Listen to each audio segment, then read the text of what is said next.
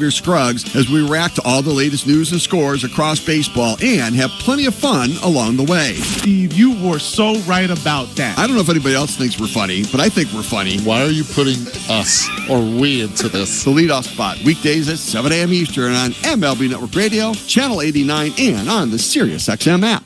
On Sportsnet, presented by Instacart. CJCL Toronto. This slams the ball to right field, way back, way gone! Is Toronto Blue Jays baseball. Low rounding and heading for second to throw. In time! On the Sportsnet Radio Network. After dropping 2 straight at Rogers Center, Blue Jays look to get back on the winning track as they open up a 6-game road trip starting tonight in Houston against the Astros. Eric Smith and former Major Leaguer Chris LaRue with you, with host and producer Sho Ali and technical director Tom Young. Toronto Blue Jays baseball brought to you by the local family-owned Crown Rust Control Centers in Perth and Smith Falls, Ontario. Crown is proud to be Canadian-owned and operated since 1986, so protect your vehicle from rust today at your local Crown Rust Control Center or visit crown.com. Crown, Canada's #1 rust protection. We could be in for a gem of a pitcher's duel tonight with Kevin Gausman 2-1 on the mound for the Jays, facing righty Hunter Brown, also 2-1 for the hometown Astros. It's Houston and Toronto.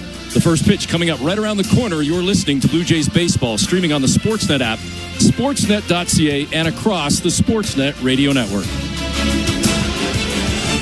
At Crown Rust Control, protection runs deep because every Crown Rust Control Center is owned by a local family who cares beyond business. Your Crown Rust Control is 100% committed to their product, to you, to their community, which is your community.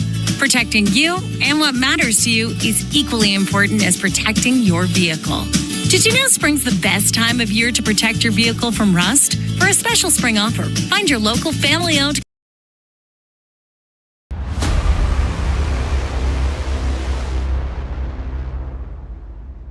Hey Blue Jays fans and baseball fans around the world. Our Toronto Blue Jays are traveling to Houston to take on the Astros. Thank you for hanging out with us for the Toronto Blue Jays matchup. Go Jays, go! It's going to be a great game, and we are so thankful that you chose to hang out here on Toronto Sports Insider.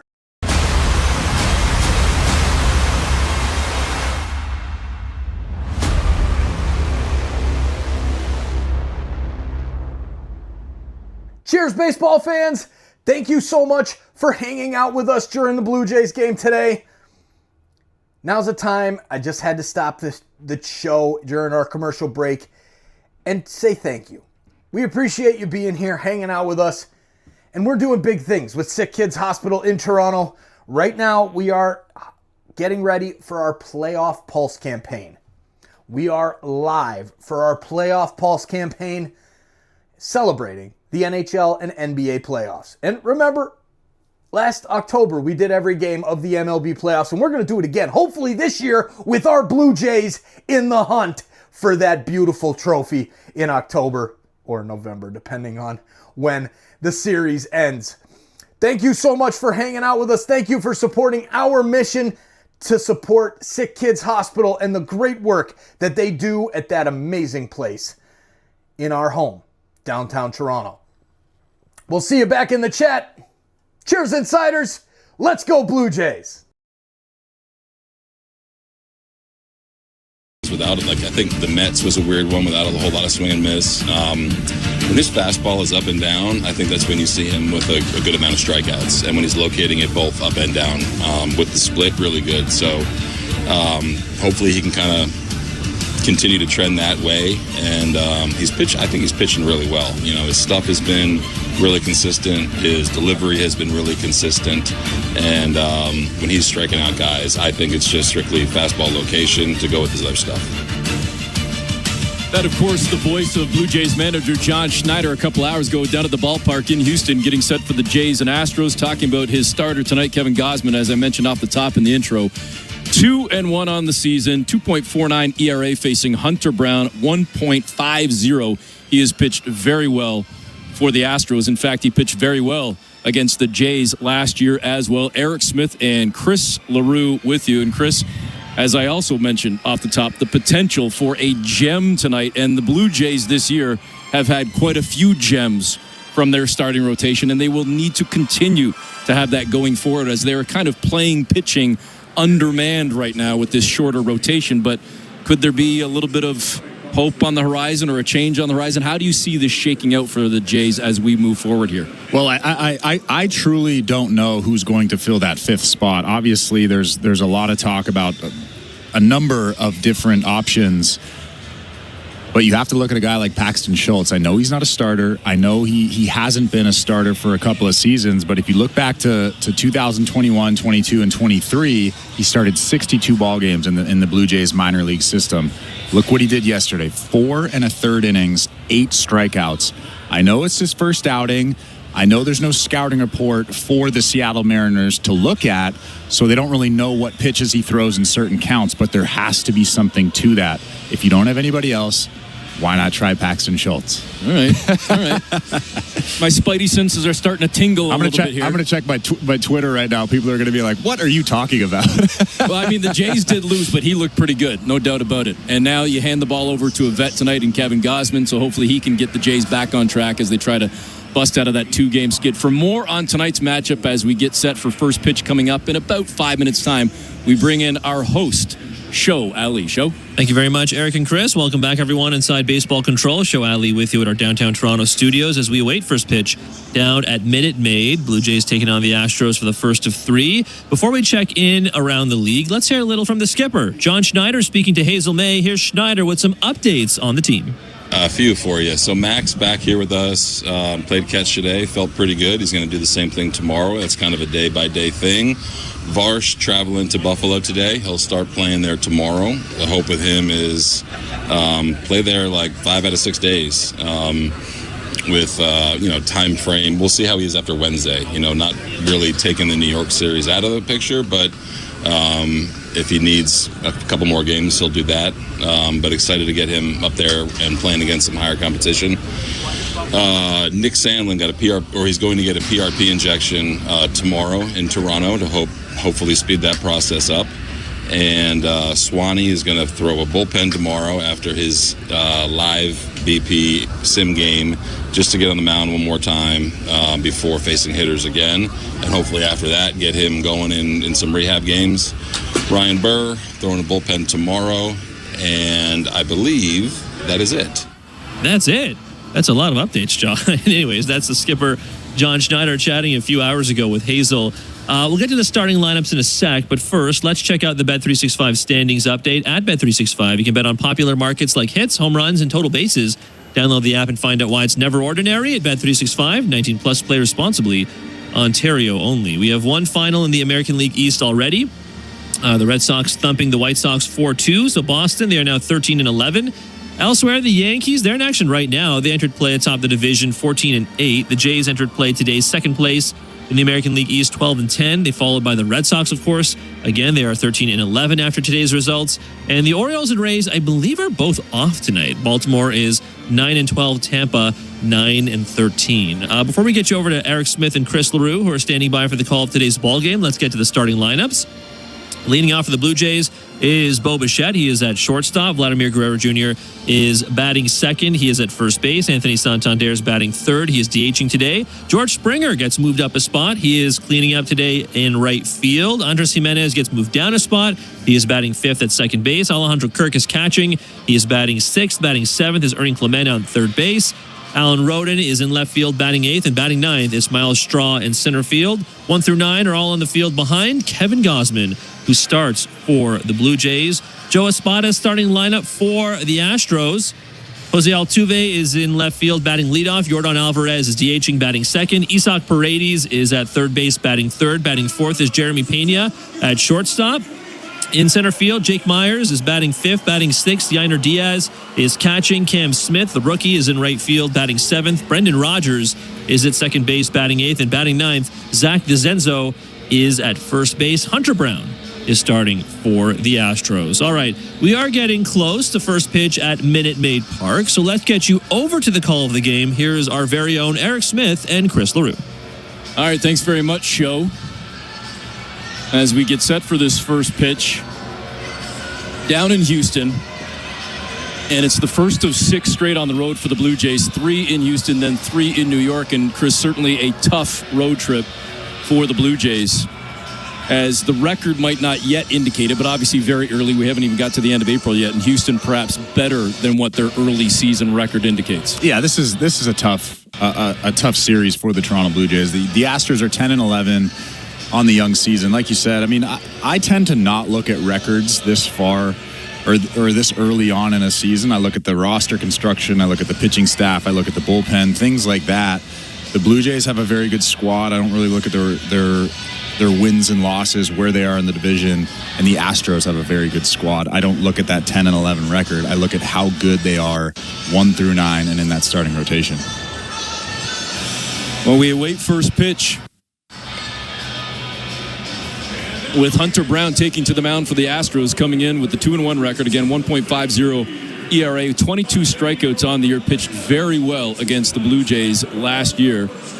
And one of the beautiful ballparks in baseball, now Dakin Park down in Houston, no longer Minute Maid. And they're making me feel at home on my first baseball broadcast of the season. I'm going to be around for like 25, 30 games this season. Calvin Sampson, the head coach of the University of Houston, the Houston Cougars, threw out the first pitch tonight down in Houston. So nice to have a little hoops tie-in for me to get things going here, as we are set to go with Bo Bichette stepping to the dish. I think they did that specifically for you. I put in the request, and they said, all right, we got that guy Petrano. Let's see if we can take care of him. And we are set to go with the first pitch from Brown, and we are underway officially at 8:11 Eastern Time. And the game starts with a strike, an 0-1 count to Bo Bichette. Hunter Brown's got really good stuff. That first fastball was 98 miles an hour, right down the middle. The 0-1 delivery. And Bichette slaps at it, sends it foul down the first base line. A quick 0-2 count. 2 fastballs right down the middle. The second one, again, another 98 mile an hour fastball. Bo Bichette was way behind it, probably looking at something off speed or expecting something off speed. Bichette comes in batting .313 on the season. Here's the 0-2 delivery. A swing and a miss, and Bichette sits down on 3 straight pitches, 1 down. Hunter Brown absolutely dotted that fastball, blew Bo Bichette away. That was on the black at 97 miles an hour. So Bichette makes the walk back to the dugout, and that brings up Vladimir Guerrero Jr.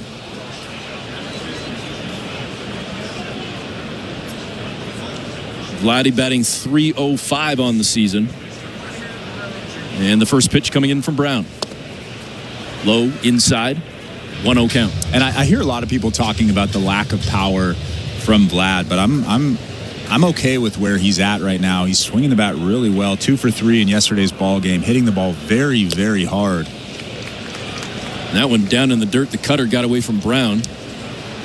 2-0 count. We actually saw this last year. He started to get hot. He started to hit doubles in the gaps, was hitting a lot of line drives, and then eventually those home runs came. He started to get some loft underneath those balls, and I mean, the rest is history. He had a great season last year. Here's the 2-0 pitch. That one inside as well. A nice eye from Vladdy. A 3-0 count, as Brown got 3 straight on Bichette, but now 3 straight balls to Vladdy and a chance to get a runner on here. Looks really comfortable in that batter's box right now. The 3-0 pitch.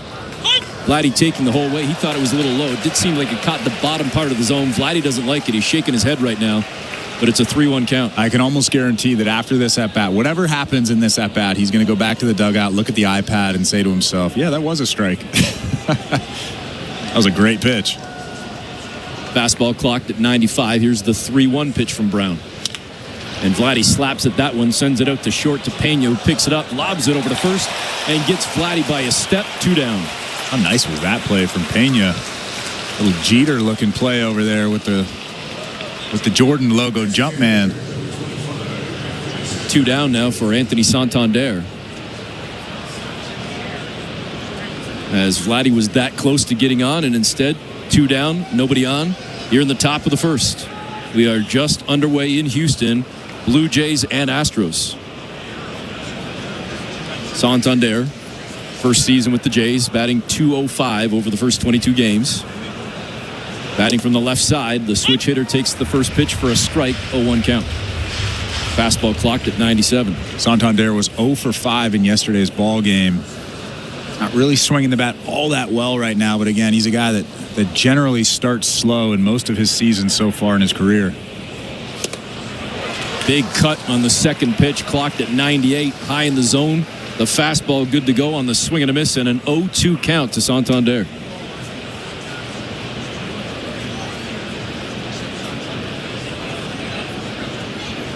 Brown checks the sign from Diaz.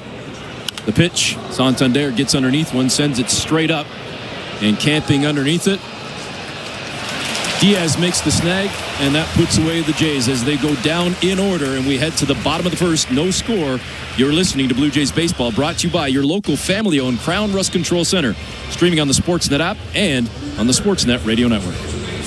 Timber Mart is Canada's building center, a solid neighbor to call upon when you've got a job to do. Your dependable home improvement store that offers the added value of Air Miles reward miles with every purchase of $15 or more.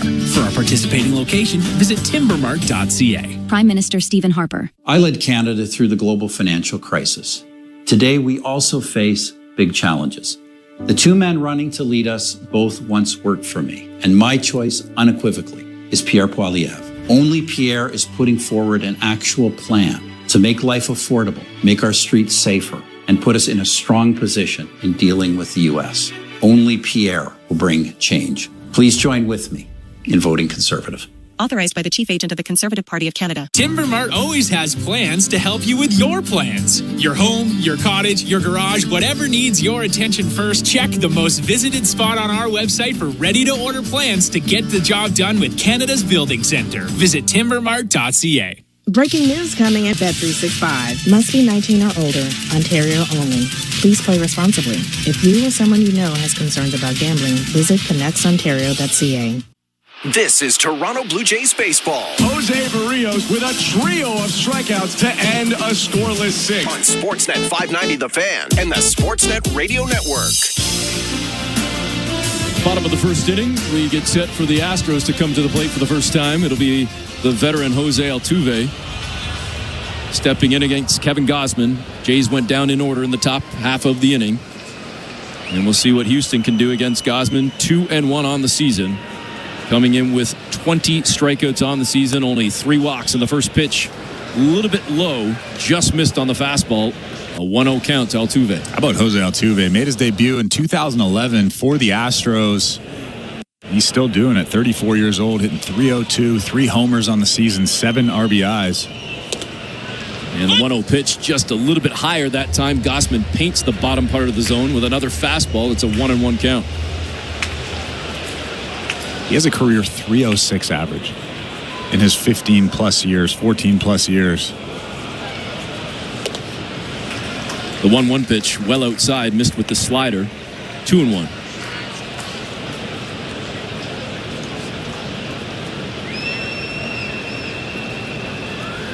One of the few vets left from those great Astros teams from not long ago. Gausman comes back with a 2-1 and pulls even at 2-2 with another fastball. Clock just below 96. Trying to sit down Altuve to start this game. Yeah, he's rode that Astros roller coaster. I remember when he made his debut, I think they lost 110 games or something that season. The 2-2 pitch down in the dirt, missed with the splitter, and a full count to Altuve. Alejandro Kirk behind the plate. Tosses that ball aside, looking for a fresh one for Gausman. Jordan Alvarez on deck. And here comes the 3-2 pitch. And that one just low. Gausman wanted the call, didn't get it. And Altuve on to start this bottom half of the inning for the Astros. That's a strike. That's a tough call by James Hoy back there behind home plate. You could see Kevin Gausman pointing at the ground, asking, was that low? Was that low? And we saw the replay a couple of times. That was not low. That was a perfect pitch, down and away at 96 miles an hour. Should have been a strikeout. I feel we've been talking a lot about the umpires this year as it relates to the Toronto Blue Jays. That said, probably every team in baseball is thinking the same thing. Jordan Alvarez steps in now, the lefty. The DH tonight for the Astros, batting .206 on the season. First pitch in for a strike. And an 0-1 count. 2 home runs on the season for Alvarez.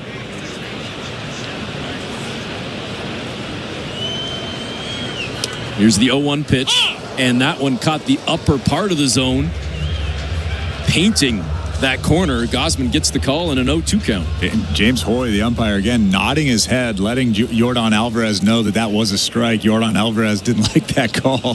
He's getting it from everybody right now. Here comes Gausman with the 0-2 pitch, and that one slapped into left field, but it's straight into the glove of Rodin. And they actually double up Altuve at first.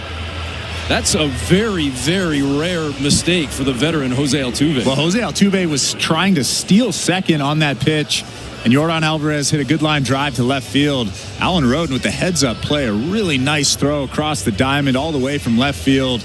And then Vladimir Guerrero Jr. with the scoop. You got, well, when you're stealing second base, you have to look in, and Jose Altuve had his head down the whole time. He had his head down the whole way. That's a play that he knows he has to make. He has to look into home plate, see what that hitter is doing, and he just didn't do it. So Gausman now with 2 out here and looking to get out of this inning after giving up the walk to start this game to Altuve. Isaac Paredes comes up, the right-handed bat, the third baseman batting .231 on the season. Down 0-1 in the count after that first pitch fastball. Here's the 0-1 delivery. That went outside, missed with another fastball, 1-1. You think that's the baseball gods making up for that missed call? Yes, I'm going to go with that. It is Easter Monday. There you go. Here comes the 1-1 pitch. Straight down Main Street. And Paredes taking the entire way, 1-2. Gausman's got some good velo today. That last fastball was 96 miles an hour. Trying to keep up with Hunter Brown tonight. Gausman steps off the rubber for a second. Stretches out and now digs back in. Ahead in the count, 1-2. Kirk setting up outside. Here's the pitch. Down Main Street. That one fired over to short, picked up by Bichette. Throws crossfield to Vladdy to record the out, and that will do it. On to the second inning we go. No score. You're listening to Blue Jays Baseball, brought to you by your local family-owned Crown Rust Control Center, streaming on the Sportsnet app and the Sportsnet Radio Network. 80s neon blossoms are in full bloom on the SiriusXM app, featuring feel-good hits from icons like Cyndi Lauper, Whitney Houston, and Michael Jackson. To the timeless, breezy beats of the B-52s, Blondie, and more. This exclusive 80s on 8 springtime mix will have you walking on sunshine all season long. Just search Neon Blossoms on the SiriusXM app. From dramatic walk-offs. This ball is crushed into the trees. Grand slam. To jaw-dropping web gems. A diving catch over the shoulder by Johnson. College softball and baseball are heating up, and you can catch the action on SiriusXM. Hear live play-by-play from the nation's top conferences and powerhouse programs all season long. Stay connected to the action on SiriusXM or streaming anytime on the SiriusXM app. For a complete schedule of games, go to SiriusXM.com/sports. Fantasy Sports Radio is helping you win your fantasy leagues right now on Channel 87. Out of here! Shohei Ohtani connect. From in-season fantasy baseball management to daily fantasy basketball to getting you ready for the NFL Draft, Fantasy Sports Radio is here to help you dominate. We begin our quest for another championship right now. Winning is everything. It's all there is. Fantasy Sports Radio, your home for fantasy sports. Channel 87 and on the SiriusXM app. 24/7, 365 coverage of all things NASCAR. All things NASCAR happens exclusively on SiriusXM NASCAR Radio, Channel 90. Radio Network. The first inning was brought to you by Armstrong Bird Food. Armstrong Bird Food, the reason birds fly north, feeding Blue Jays since 1986. Visit ArmstrongBirdFood.com. We get set to start the second inning here. No score, as both the Jays and Astros go down in order. George Springer to start things off here in the second for the Jays. And on the first pitch swinging, he sends one into center field for a single, the first hit of the game for the Jays. Well, George Springer stays hot. Didn't really get all of that. It was a fastball in on the black. He got jammed He's so strong. Just got enough of it to dump it out in center field in front of Jake Myers. Good leadoff for the Jays here in the second inning. So Springer was hitting .344. Obviously, that's going to climb right now with that first pitch single. Springer now on first. And he does have 2 stolen bases on the season, so you never know what he's going to do here. Andres Jimenez steps in now for the Jays, batting from the left side. Takes the first pitch. The sinker from Brown is good for the strike. An 0-1 count. Alejandro Kirk on deck. Jimenez digs in. And Springer takes off just as you called it, Chris. And he slides in safely. Stolen base for George Springer. And a man in scoring position with none away for the Jays. Well, Yainer Diaz made a good throw to second base, but George Springer got a great jump. I think the tough part about that throw, that pitch from Hunter Brown, it was an off-speed pitch. So as soon as George Springer got that good jump, and then you add in the off-speed pitch, no chance to get him at second base. The 1-1 pitch. Just a little bit low. Nice eye there from Jimenez.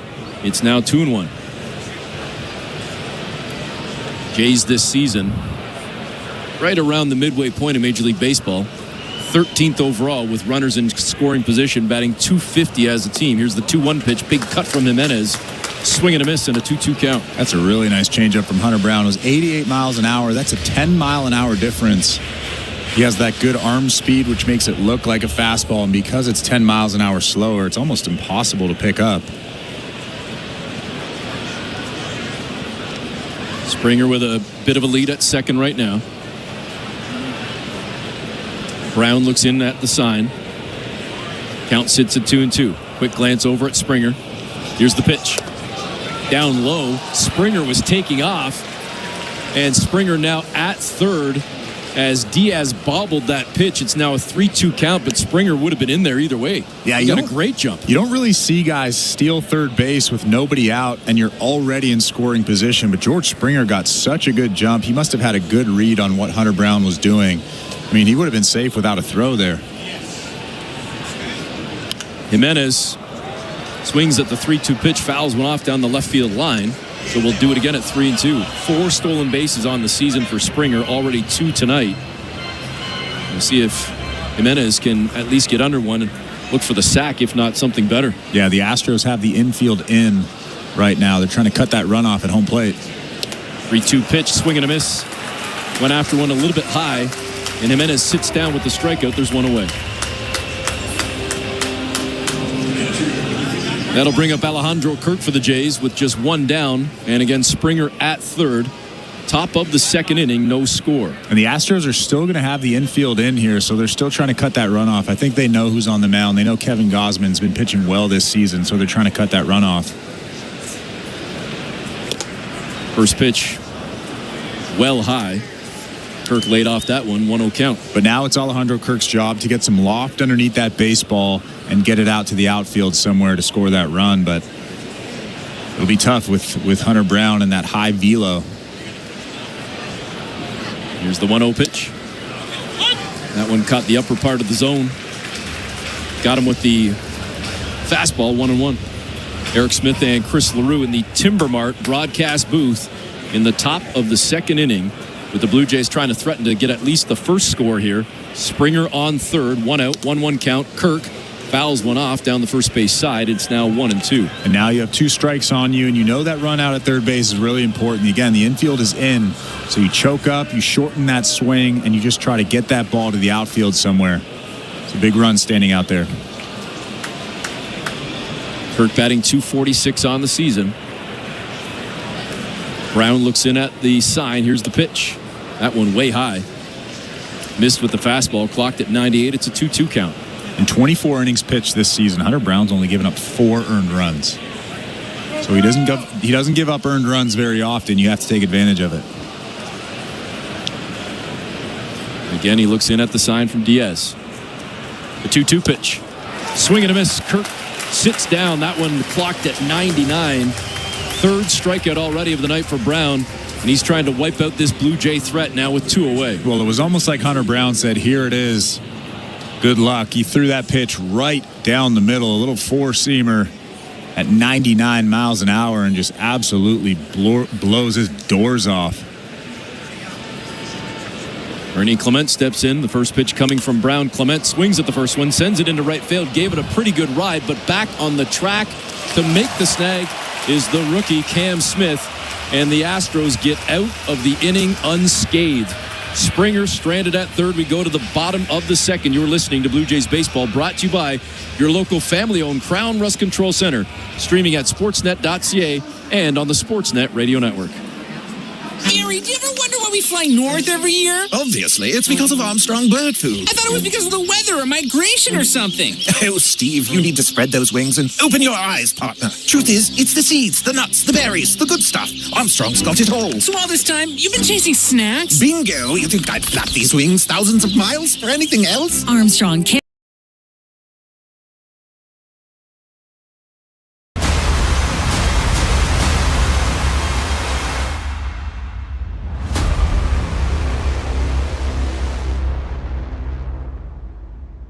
Let's go Blue Jays!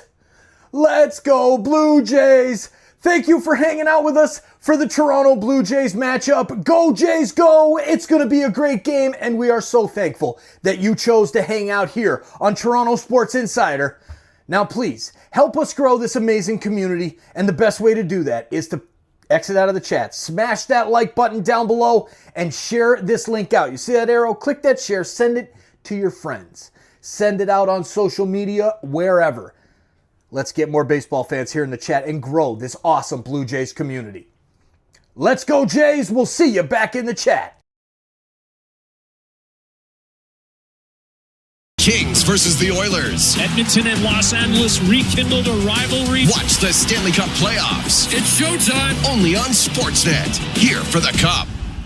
Mami, tú solo escribes. Hola, soy Andrés Jiménez y estás escuchando el béisbol de los Toronto Blue Jays en la cadena de Radio Sportsnet. Mami, tú solo escribes.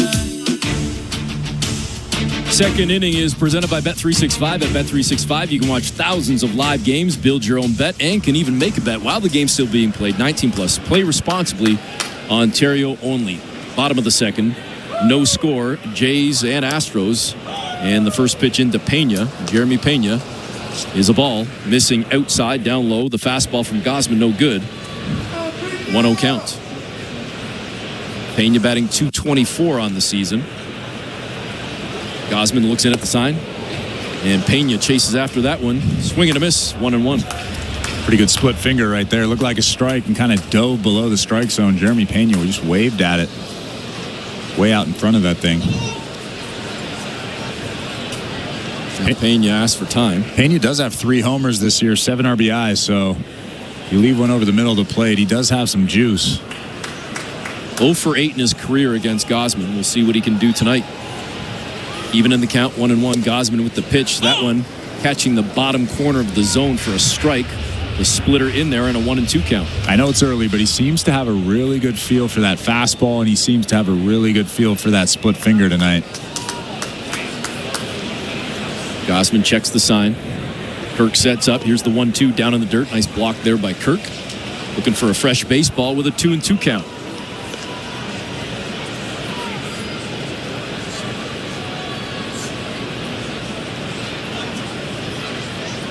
No score, bottom of the second. Gausman. The leg kick and the delivery.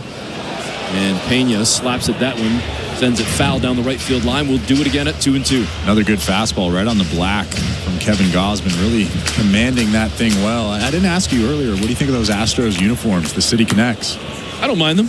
You know, kind of a little bit of a throwback to some extent. Certainly better than some of the other ones we saw last year. Were you with me when we did the Tigers?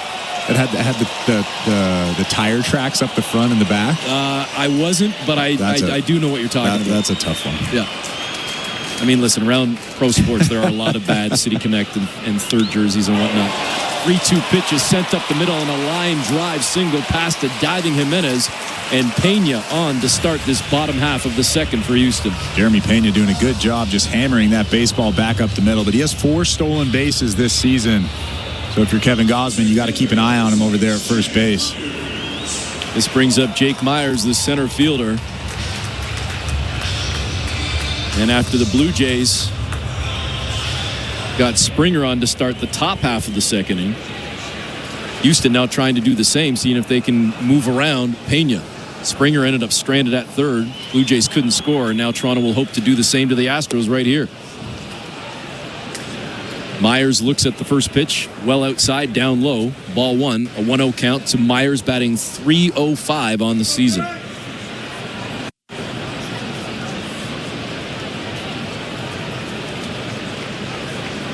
Gausman with the leg kick and the delivery. That one down low, straight down Main Street, but below the zone, it's 2-0. Kirk didn't like that call, kind of tilted his head.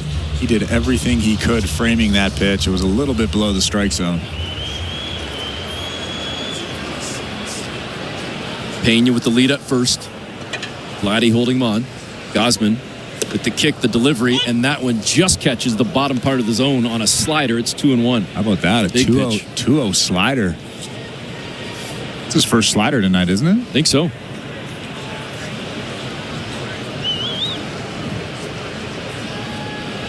Here's the 2-1. And Myers swings at that one, caught just a bit of it off the end of his bat. It's 2-2. Jeremy Pena was stealing on that pitch. You could see Alejandro Kirk ready, moving his feet. But Jake Myers just gets a piece of it. Now the 2-2 count. I would imagine that Jeremy Pena doesn't run twice in a row here, but I've been wrong before. At least once. Any married man's been wrong at least once. At least once. Gausman with a quick glance over at first. He comes set. Here's the 2-2 pitch. Swing and a miss. And a big one for Gausman right there. One away, his first strikeout of the night. That was a great pitch. He missed his spot. He was trying to go down and away with that fastball, but he missed up and in, a perfect location. It's almost impossible to hit that pitch right at the hands. Jake Myers swings right through it. So now one down here in the bottom of the second inning. No score, Jays and Astros. Houston still trying to see if they can move around Jeremy Pena, who got on with a leadoff single here in this bottom half of the second. Brings up Yainer Diaz. Hitting .143 on the season in 17 games. Has connected with one homer thus far this year. Gausman missed with the slider. It's a 1-0 count. And Pena took off again, slides in at second, and got ahead of the tag. He's in there safely, and now a runner in scoring position for the Astros. Well, that's a big stolen base for the Astros because that takes away the double play opportunity against Yainer Diaz, who is a double play machine. But that's a pretty good throw from Alejandro Kirk. Jeremy Pena just got too good of a jump. The fifth stolen base of the season for Pena, as he now stands at second, and Diaz at the plate with a 2-0 count. So Gausman facing a little trouble right here. Glances out at second at Pena. Turns, fires. Swing and a miss. It's a 2-1 count. Got him with the splitter. I love that pitch. The 2-0 split. You could see Yainer Diaz was expecting something hard, probably a fastball, and he was way out in front of it. Gausman again looks out at second. Turns, fires. The 2-1 pitch. That one sent down to third. Picked up by Clement. He glances at second. Turns, fires to first to record the out. There's two away. Well, guess what that would have been if Jeremy Pena didn't steal second? That would have been a double play, a perfect ground ball to Ernie Clement. He looks back Jeremy Pena at second base, makes sure that he's going back to the bag before he throws to first base. A good job from him. Are you a Blue Jays fan with a busy schedule? Grab a 2025 Flex Pack. Flex Packs give you the flexibility to choose the games that work for you. Pick your favorite matchups, promotions, or theme days. Visit BlueJays.com/FlexPacks to build your pack today. For a split second, I thought you were talking to me. Hey, you can get in on this too. Nothing stopping you from buying some seats there, LaRue. I'm at every game. That's true. Cam Smith now comes up. The right fielder batting from the right side. And he quickly falls behind 0-2. That was a big arm, a 97-mile-an-hour fastball right down the middle. Kevin Gausman's really feeling it tonight. He just recorded his first strikeout a moment ago, now looking for a second to get out of the inning. That pitch down in the dirt on the 0-2, a great block by Kirk, especially with Pena standing at second. It's now 1-2. 32 pitches thrown for Gausman here in the bottom of the second. No score, Astros and Jays. Gausman another glance out at second at Pena. Here's the 1-2 pitch. Swing and a miss, back-to-back Ks. Gausman gets out of the inning, and we head to the third. No score. You're listening to Blue Jays Baseball, brought to you by your local family-owned Crown Rust Control Center, streaming at sportsnet.ca and the Sportsnet Radio Network. At Crown Rust Control Center, protection runs deep because every Crown Rust Control Center is owned by a local family who cares beyond business. Your Crown Rust Control Center is 100% committed to their product, to you, to their community, which is your community. Protecting you and what matters to you is equally important as protecting your vehicle. Did you know spring's the best time of year to protect your vehicle from rust? For a special spring offer, find your local family-owned Crown Rust Control Center at crown.com. Prime Minister Stephen Harper. I led Canada through the global financial crisis. Today, we also face big challenges.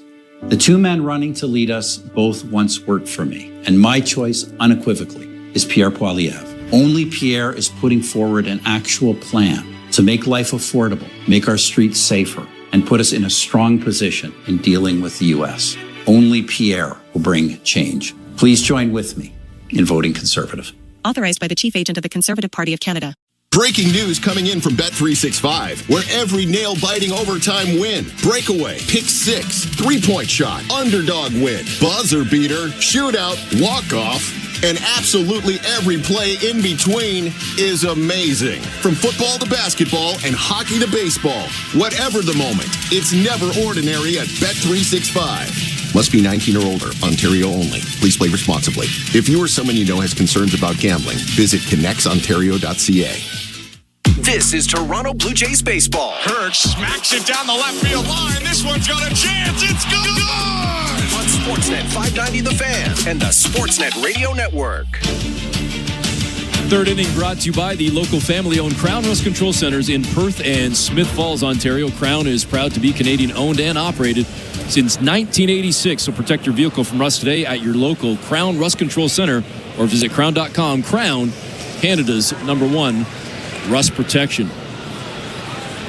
Alan Roden steps in to start this top half of the third inning.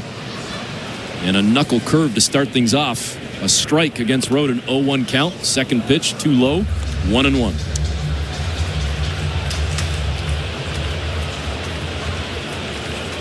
Roden batting .232 on the season. Brown comes back with a 1-1 pitch. That one low as well. It's 2-1.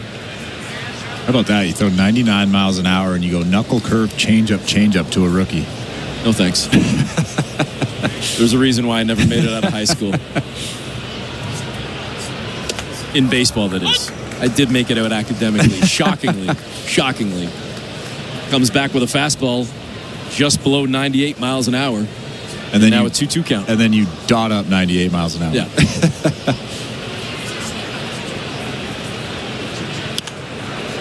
The 2-2 pitch sent foul down the left field side, well into the stands.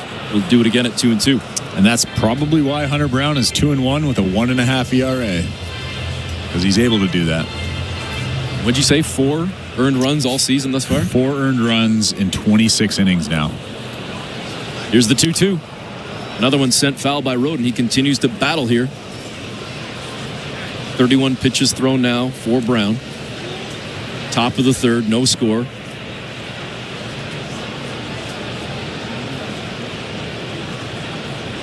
Brown checks in at the sign from Diaz. And here again is the 2-2 pitch. Inside, good eye from Roden. Just missing. Blocked at 97. It's a full count. Well, Hunter Brown thought that was a strike. He just missed his spot. They were trying to go away. He threw that fastball in. Probably was a strike, but umpires don't like that when you miss your spot. 3-2 pitch. And Roden looked again, but he's going to take the walk back to the dugout as Brown is given the strike on a changeup. painted the bottom part of the zone. His 4th K of the evening. There's one away. It's such a tough sequence. I mean, you're facing a guy that throws upper 90s. He can rear back and throw 100 miles an hour, and he flips in that 3-2 changeup. Almost impossible to hit that pitch. And brings up Miles Straw, the center fielder, batting from the right side. First pitch in for a strike, 1-0 count. Not to pick on a youngster, but after narrowly missing on the 2-2 pitch that made it 3-2. Tough to look at another one back to back. You have to protect there. You're not wrong. The 0-1 to Straw, swings at that one, gets underneath it, sends it up and over the backstop toward the first base dugout a little bit, and quickly down 0-2.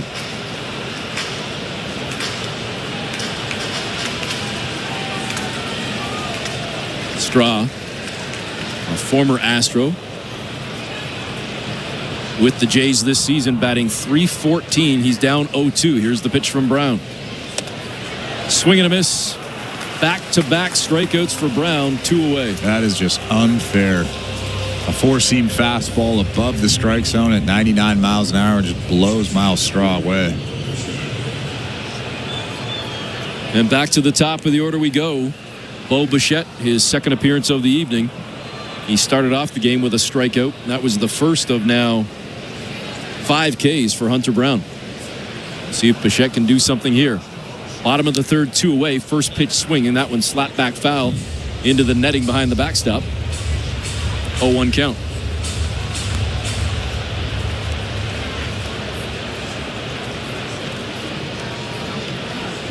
Bichette batting .309.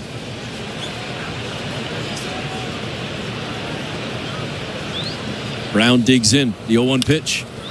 And Bichette sends it out to short. It's picked up by Pena. Scoops it. Throws it over to first to record the out. And that will do it for the Jays. Still no scores. We head to the bottom of the third. You're listening to Blue Jays Baseball, brought to you by your local family-owned Crown Rust Control Center. Streaming at sportsnet.ca and on the Sportsnet Radio Network.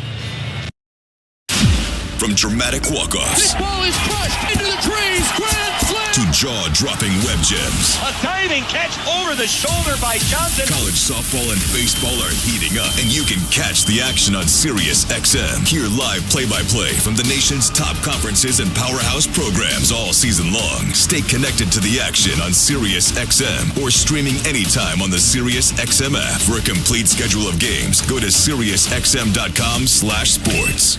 Every night after the final out, the Round Trip Roundup brings you the scores, highlights, and analysis from every game across Major League Baseball, all in less than 30 minutes. Swung on and missed, strike 3 and a no-hitter. It's the perfect way to get caught up on all the night's biggest home runs and best performances. And a high drive, deep right center. It's the Round Trip Roundup on MLB Network Radio every night on Sirius XM Channel 89 and every morning on the Sirius XM app. VSiN, the sports betting network, is back on SiriusXM.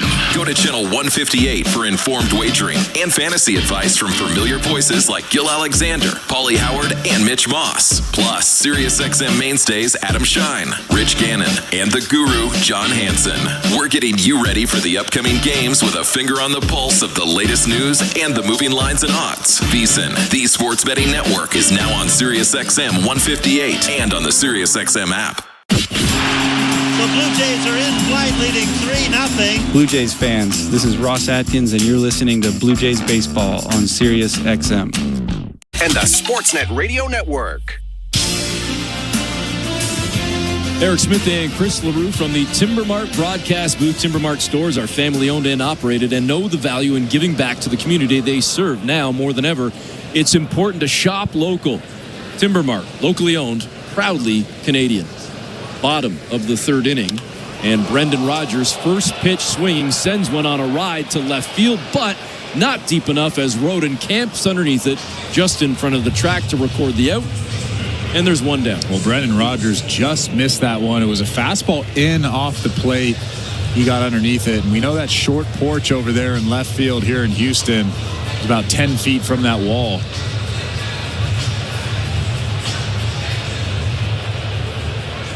So bottom of the order now for the Astros. First baseman Zach DeZenzo steps in, batting .133 on the season.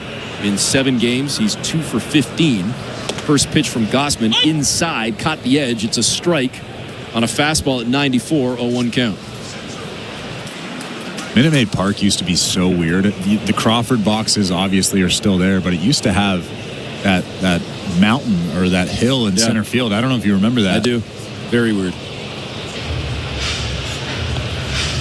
I don't mind when, you think about even back in the day, the NHL used to have some stadiums, some arenas that were different dimensions. I kind of like that, how it's unique with baseball, but you can't be building hills. Like different fields, different distances, different heights, fine, but hills, nah, that's a little much. 1-2 count now to DeZenzo. No score in Houston. Both the Astros and the Jays got the leadoff man on in the second inning, but neither were able to score. This game moving at a pretty good clip thus far with Gausman delivering on the 1-2. It's outside and low, 2-2. I just mentioned those Crawford boxes. I can tell you that when you're standing out on that mound as a pitcher, and I'm sure Kevin Gausman is very used to it now, but when you're standing out there and you look out to left field, it feels like those Crawford boxes are about 50 feet away. Almost unfair. The 2-2 pitch down low as well. Missed with the splitter. It's now 3-2. On the flip side, you go to Fenway, and it's the same thing where you look at the wall, and it feels like it's so close, but at least that's a tall wall. The Crawford boxes are what, a 15-foot wall maybe? The 3-2 pitch, that one down low as well. So Gausman was trying to get DeZenzo to chase on one of those 3 straight with the splitters, and the youngster held firm, didn't chase, and he's on with the free pass. First walk of the night for Kevin Gausman. I don't love that 3-2 split finger there. It's kind of you're facing a guy that's hitting 133 with no homers, and why not just throw him one of those fastballs at the bottom of the strike zone and take your chances? I stand corrected. Second walk of the night, because the first one was actually the leadoff man, Jose Altuve, who walked to start this game, and he's up right now to bring his experience to the plate for the second at-bat of the ball game for Altuve, with 1 out and 1 on.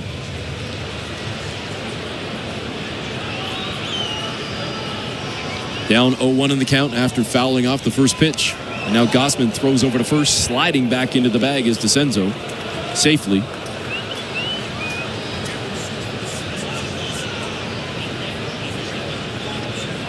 Pretty good pickoff attempt there. They almost had him.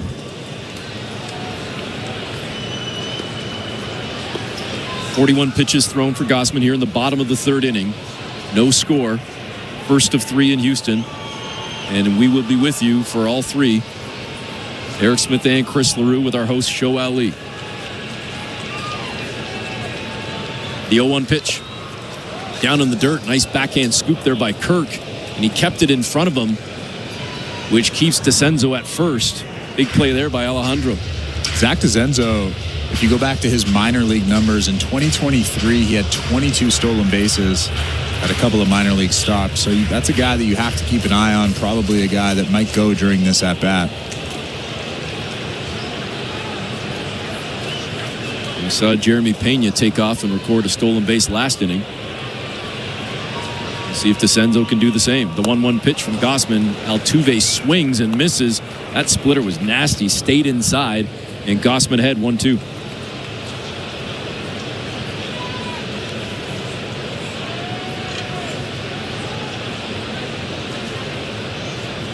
Kirk gives the sign. Gausman with the kick and delivery. And Altuve sends it down to third, foul. Clement was there. Let it go. Picked up by the ball boy. As DeZenzo will trot back to first. We'll do it again at 1-2. I think Kevin Gausman got away with one there. It's really tough to throw a good split finger like he did on the previous pitch. Jose Altuve swung and missed on it, and then throw another one almost right down the middle. He's lucky that Jose Altuve didn't get the barrel to it. Kirk's setting up outside right now. The 1-2 pitch. Gausman threw it right where Kirk wanted, and Altuve got a piece of that one, sends it foul deep down the right field side. And again, we'll reset it 1-2. There's really no scouting report for Jose Altuve because he swings at everything. You never know what he's going to swing at. He's one of the hardest guys to face. He's a lot like Vladimir Guerrero Sr. Gausman missing just low and outside. Tried to get him with the fastball, clocked at 97, 2-2. Does it also help him that he's his short frame and that tightens up the zone even more? Seriously. He's 5'6", and that's not typical for a Major League Baseball player. But I think it's just the fact that he can barrel up pretty much anything, even balls that are in the dirt. The 2-2. Inside, swing and a miss. Gausman got Altuve to chase it. Went after that splitter. The strikeout for Gausman. It's his third of the game. There's 2 away. Maybe that's the hole right there. That's a split finger. He threw 2 of those during the at-bat. 2 split fingers down and in out of the strike zone, and Jose Altuve swinging. He missed on both of them. Maybe that's the hole. Brings up Yordan Alvarez now with 2 out and a man still stuck at first. We thought that we might see Zach DeCenzo take off at some point. He has yet to do so. Gausman missing on the first pitch to Alvarez. The fastball no good. 1-0 count. Alvarez, the lefty, digs in, ready for the 1-0 pitch. Gausman down low, 2-0. Yordan Alvarez only hitting .203 on the season with just 2 homers, but you know how powerful this guy is. He can heat up at any moment. He lined out to left field into a double play, actually, in the first inning. Swing and a miss on the 2-1. And a quick throw down to first from Kirk, but DeCenzo slides back in safely. Nice grab by Vladdy, as it was kind of low from Kirk. Well, they had DeCenzo leaning because Yordan Alvarez took such a big swing. And Alejandro Kirk with the heads-up play obviously noticed that, tried to backpick him, didn't really have a chance, but good play nonetheless.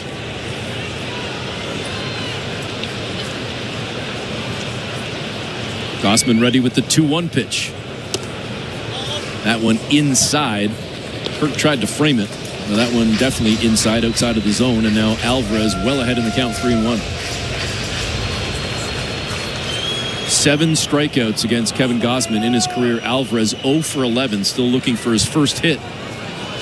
The 3-1, swing and a miss. It's 3-2. Big swing on that one. Such a good pitch. A 3-1 split finger, a 3-2 split finger. Fastball counts. When you're able to throw that thing for a strike, it's such a weapon. Crowd trying to buzz to keep this inning alive for Houston. The Jays would love to quiet them right now. The 3-2 pitch, swing and a miss. Huge strikeout for Gausman. Back to end the inning. And we head to the 4th. No score. You're listening to Blue Jays Baseball, brought to you by your local family-owned Crown Rust Control Center. Streaming at sportsnet.ca and the Sportsnet Radio Network. Fantasy Sports Radio is helping you win your fantasy leagues right now on Channel 87. Out of here! Yo, hey, Ohtani connect! From in-season fantasy baseball management to daily fantasy basketball to getting you ready for the NFL Draft, Fantasy Sports Radio is here to help you dominate. We begin our quest for another championship right now. Winning is everything. It's all there is. Fantasy Sports Radio, your home for fantasy sports. Channel 87 and on the Sirius XM app. In season or out of season, the #1 place for college sports is Sirius XM College Sports Radio, Channel 84. Baseball is back. It's former General Manager Jim Duquette, and every Sunday on the front office, we have you covered on everything happening across Major League Baseball. That's right, Duke. It's former Big League GM Jim Bowden. Injuries, extensions, promotions, demotions, and trades. We'll have you covered on all the news. We'll bring you the front office perspective as the season heats up. Front office with Jim Duquette and Jim Bowden, Sundays at 10 a.m. Eastern on MLB Network Radio, Channel 89, and on the Sirius XM app. From dramatic walk-offs. This ball is crushed into the trees. Grand slam. To jaw-dropping web gems. A diving catch over the shoulder by Johnson. College softball and baseball are heating up, and you can catch the action on Sirius XM. Hear live play-by-play from the nation's top conferences and powerhouse programs all season long. Stay connected to the action on Sirius XM or streaming anytime on the Sirius XM app. For a complete schedule of games, go to SiriusXM.com/sports. Radio Network. Top of the 4th inning, presented by Bet365. At Bet365, you can bet live in-game on game props, totals, and the money line. Download the app and find out why it's never ordinary at Bet365. 19+. Play responsibly. Ontario only. Vladimir Guerrero Jr. stepping in. First batter of this fourth inning, and the pitch, a changeup, is a ball. 1-0 count to Vladdy. Hunter Brown still on the mound, and he's pitching well thus far tonight for the Astros. And Vladdy swings and fouls one off down the third base side, 1-1. Well, it's also no surprise that he's pitching well tonight because he's pitched well all season long. Came into the ballgame with a 1.5 ERA. Vladdy batting .301. His first at bat tonight, grounded out to short. He was ahead in the count, looking to get a walk, and instead ended up grounding out. This one he sends out on a squibbler to second base. Scooped up by Brendan Rodgers over to first to DeZenzo to record the out. One away. Brings up Anthony Santander. Hunter Brown here in the fourth inning has thrown only 41 pitches.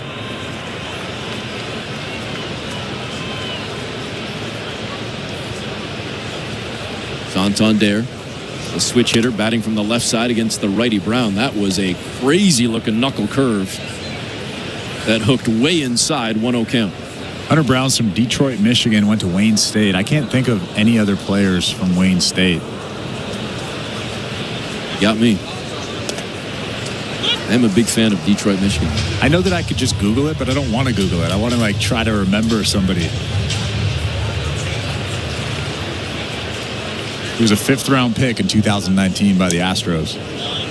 No disrespect to Wayne State. I'm not sure if they produced a lot of baseball players. Well, think about it. If you're a good high school baseball player, do you want to play baseball basically in the snow in February? No, you want to go south. You want to go to Texas, Florida, California, all the warm states. Dude, I don't want to go grocery shopping in the snow, let alone play baseball. The 1-1 pitch down low, 2-1, and as is the 2-1, and now quickly 3-1. Brown falling behind against Santander. Although, interestingly enough, the University of Michigan actually has a good baseball program. 3-1 pitch. Santander gets underneath it and skies it high into shallow left field. And back to make the snag is Pena, the shortstop, 2 away. Such a good pitch from Hunter Brown. It was a 3-1 count. And Santander again sitting dead red, sitting on that fastball, and he just throws that changeup. Good arm speed, looks like a fastball, and Santander was way out in front of it for out number 2. Brings up George Springer, who continues to swing the hot stick, the only hit of the ball game for the Blue Jays in his first appearance. He sent one into center field, then stole second, stole third, got stranded at third. But how about Springer batting .355 on the season? He falls behind 0-1 in the count. The sinker good for Brown. Springer stares down Brown. Here comes the 0-1 pitch. Nice patience from Springer outside. It's 1-1.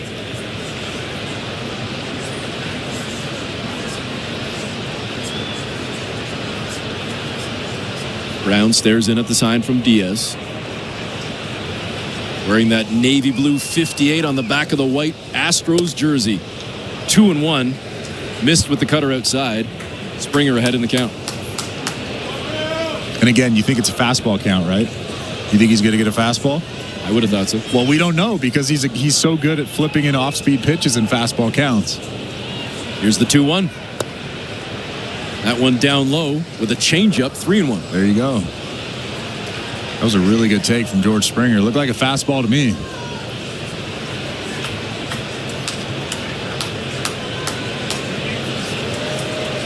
And now the 3-1 pitch.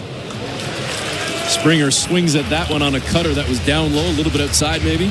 Certainly down low. It's now 3-2. Again, it's almost like in fastball counts he doesn't throw a fastball. A 3-1 cutter, a 2-1 changeup, and you could see George Springer nodding his head. He's probably telling himself that's a pretty good pitch on a 3-1 count.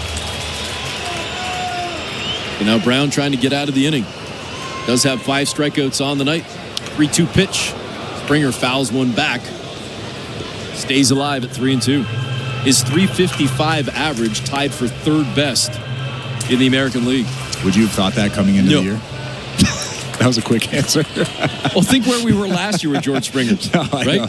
I'm just joking. I never would have thought that either. But he looks great. 3-2 pitch. High, outside, or up high. Clocked at 98. Either way, it's a ball, and Springer gets a free pass. Keeps the inning alive with a man on, and now 2 out. I will say, though, I wouldn't have answered that quickly. I would have said, well, you know, and you never know. So you wouldn't have been truthful.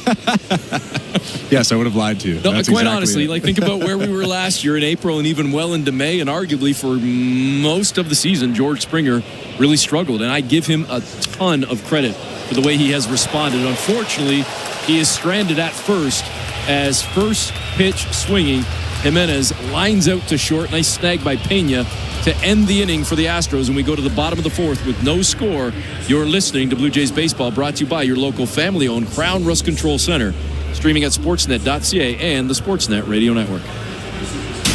One of the best in the game at receiving the ball. I mean, he's about as good of a strike zone controller as the Blue Jays have. To a team of elite defenders, he is Captain Kirk, a game caller in unison with this pitcher. Does he ever have a knowledge of the strike zone? Framing pitches with precision and a steady hand. Kirk's done it again. Be one of the first 15,000 fans at the ballpark on Wednesday, April 30th to get your Alejandro Kirk bobblearm. For tickets, visit BlueJays.com. Lights up, let's go. The Stanley Cup playoffs are here on Sportsnet. The wait is over. Round 1 begins with 5 Canadian teams in the hunt for Lord Stanley. Away we go. The Leafs take on the Senators. Battle of Ontario. The Capitals versus the Canadiens. They're on their feet in Montreal. The Jets against the Blues. Winnipeg, this could be the year. The Kings versus the Oilers. Edmonton and Los Angeles rekindled a rivalry. Watch the Stanley Cup playoffs. It's showtime. Only on Sportsnet. Here for the Cup. Breaking news 365. Must be 19 or older. Ontario only. Please play responsibly. If you or someone you know has concerns about gambling, visit connectsontario.ca. Hey, this is Kevin Gausman. You're listening to Toronto Blue Jays Baseball on the Sportsnet Radio Network. Bottom of the fourth inning, Eric Smith and Chris LaRue with you from the Timber Mart broadcast booth. No score, Jays and Astros, first of 3 down in Houston. And Isak Paredes will start things off for the Astros here in the bottom half of this fourth inning. Kevin Gausman pitching well tonight, 53 pitches thrown and counting right now. And the first one into Paredes, a strike on a slider at 81, 0-1 count.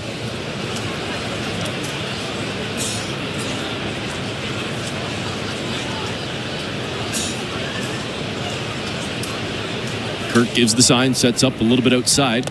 Gausman with the pitch down in the dirt, missed that one. The splitter no good, 1-1.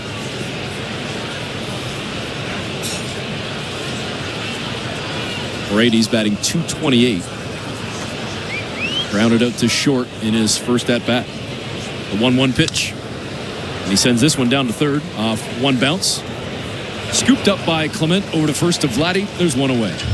The Out-of-Town Scoreboard is brought to you by St. Louis Bar and Grill, 100% Canadian owned and operated since 1992. Every Tuesday night, wings are just half price. Visit stlouiswings.com for details. You are welcome. You got anything for me?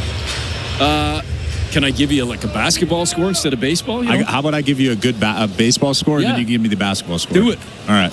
Jeremy Pena comes up to the plate. One out here in the bottom of the fourth inning. And in for a strike, 0-1. At Citi Field, the Phillies and the Mets are playing. The Mets are 15-7. The Phillies are 13-9. Tyler McGill has gone 5 1/3 and struck out 10 so far. Bet it's electric there. That does sound pretty solid. The Mets are winning 2-0. And now Pena gets underneath one sky high out to short. Bichette scampers into shallow left field to make the snag and quickly 2 away. As we continue to look at that St. Louis Bar and Grill out-of-town scoreboard in the NBA, mid-third quarter in New York at MSG, the Pistons lead by 11. Knicks ahead in that series, 1-0 later on tonight. Game 2 between the Clippers and Nuggets.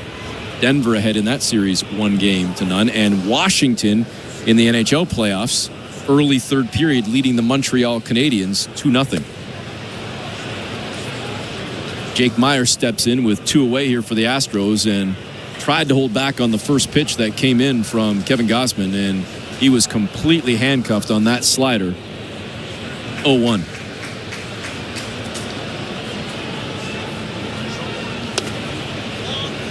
Gausman missing down low with the fastball. It's 1-1. Boy, he looks really good. That last fastball, 96. I mean, he's going pitch for pitch, basically, with Hunter Brown. Hunter Brown, one of the best in the league in terms of arm, velocity, all that stuff.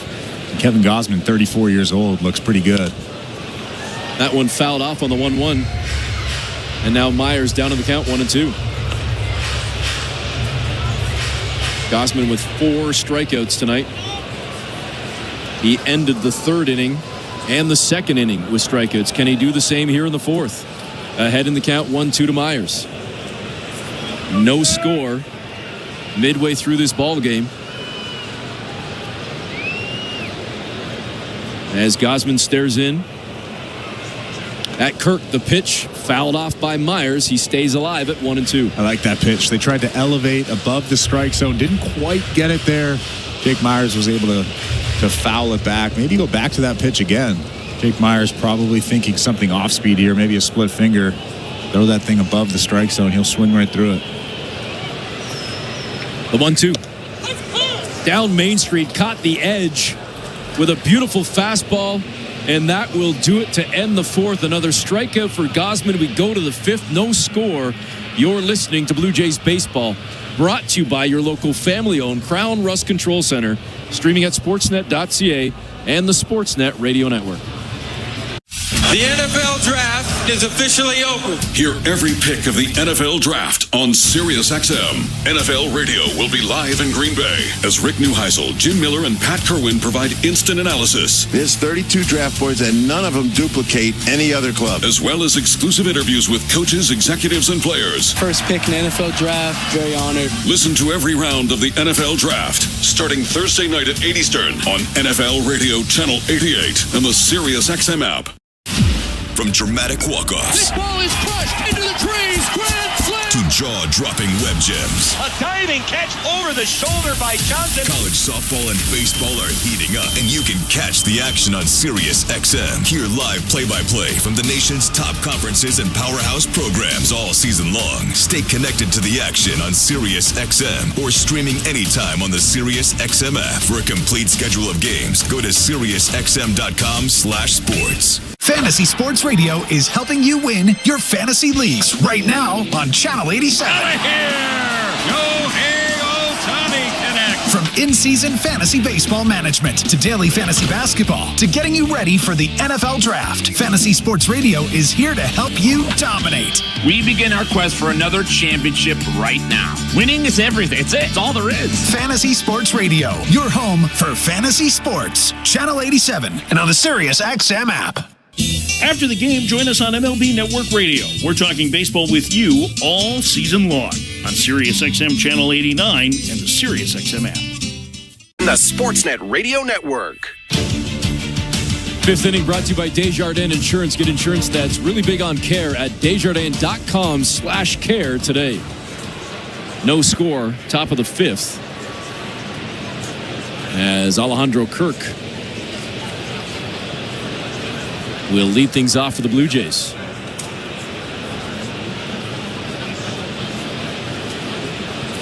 Kirk in his first at bat struck out. He'll look to get things going here in the 5th inning, but the first pitch in for a strike on a slider from Hunter Brown. And Hunter Brown is currently on a scoreless streak of 21 innings. You can tell how good he's feeling by that streak. Pretty impressive. Kirk did not like that call on the first pitch. Stepped out of the box. He said, hey, man, I wasn't getting those when I'm behind the plate. I'm going to be keeping my eye on that one when I step back in the bottom of the 5th and beyond. Now even in the count at 1-1 as Brown misses with the knuckle curve. The 1-1 pitch. Down low, outside, 2-1. Hunter Brown just threw his 57th pitch of the ball game. We're in the top of the 5th inning with nobody out.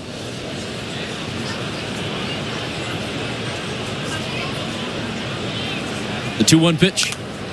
Kirk gets underneath one, sends it sky high up and over the first base dugout. About 15, 20 rows deep. Now 2-2.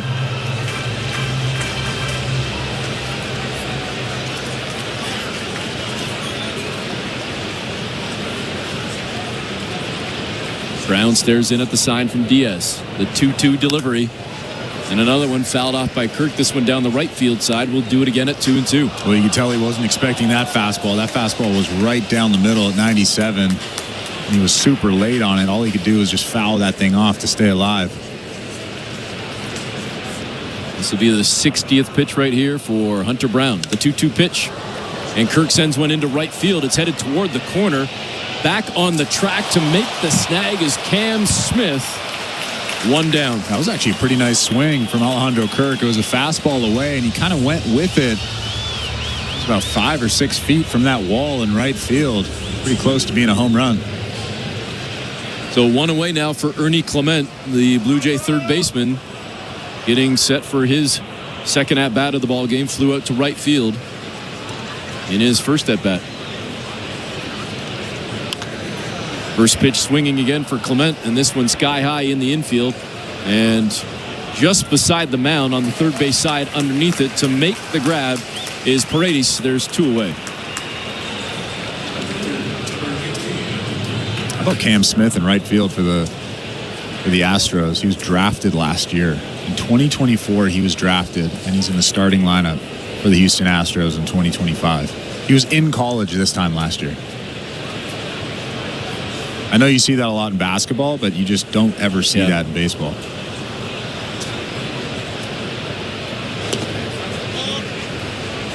I only wish I had a fraction of that talent.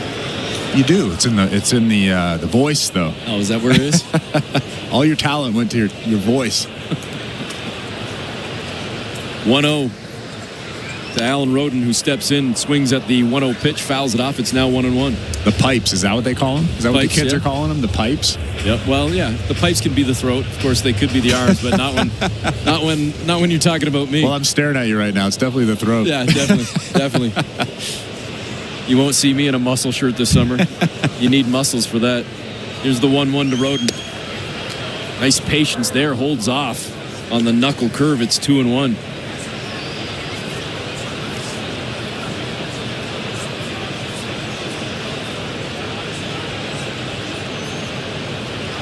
Brown gets the sign, the leg kick and the delivery, and Roden fouls it off, and it goes right down into the inner thigh, maybe that inner kneecap of Yanner Diaz, and he gets up and tries to run that one off. Man, he's going to be feeling that one for days. That's not where you want to get hit. I don't think anybody wants to get hit there. That's a tough spot, a real tender spot right on the middle of the inner thigh. Oy. No thanks.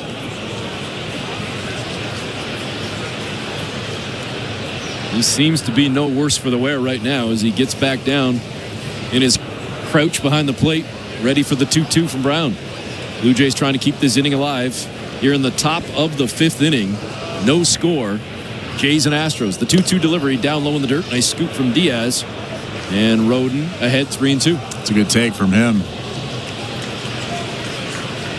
Miles Straw, the number 9 hitter on deck.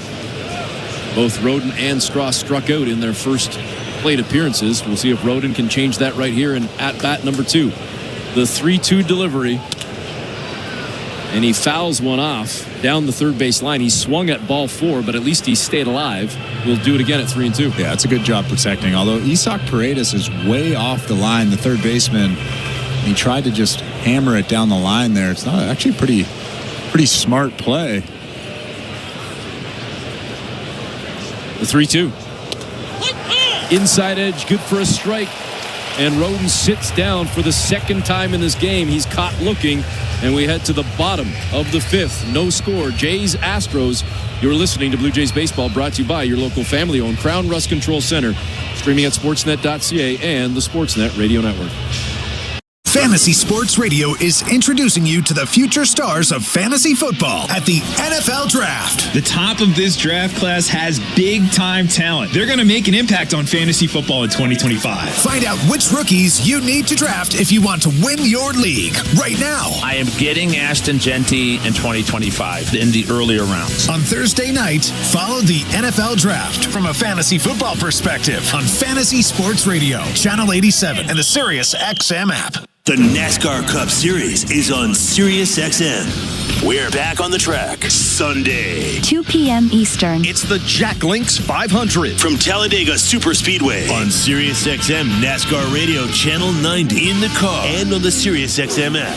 For up-to-date betting lines, fantasy plays, and the latest NASCAR news, catch the pre-race show before every Cup Series race. Plus, 2 hours of post-race coverage on SiriusXM NASCAR Radio Channel 90.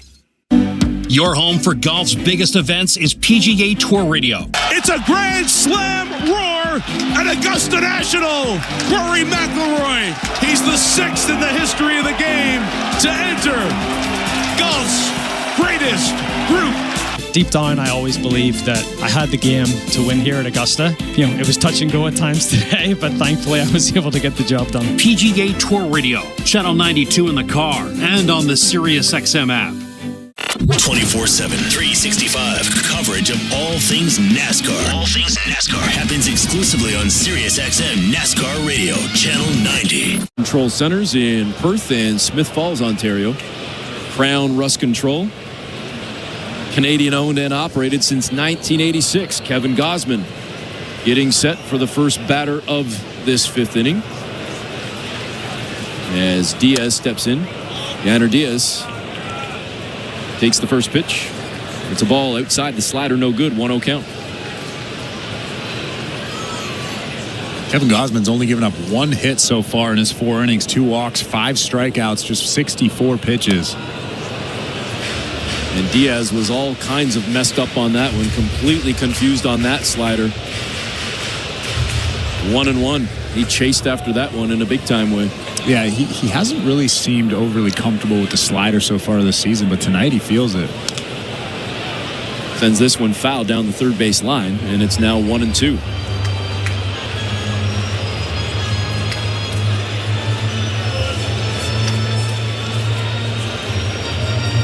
Bottom of the 5th inning in Houston.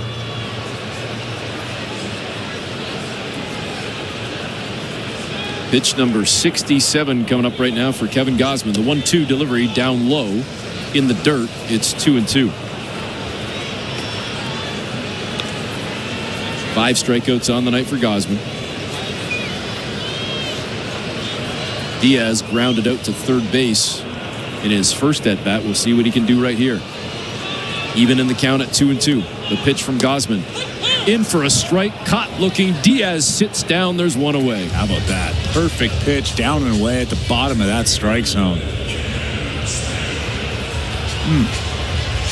Diaz knows that he should have swung the bat, should have tried to foul it off, but he was fooled.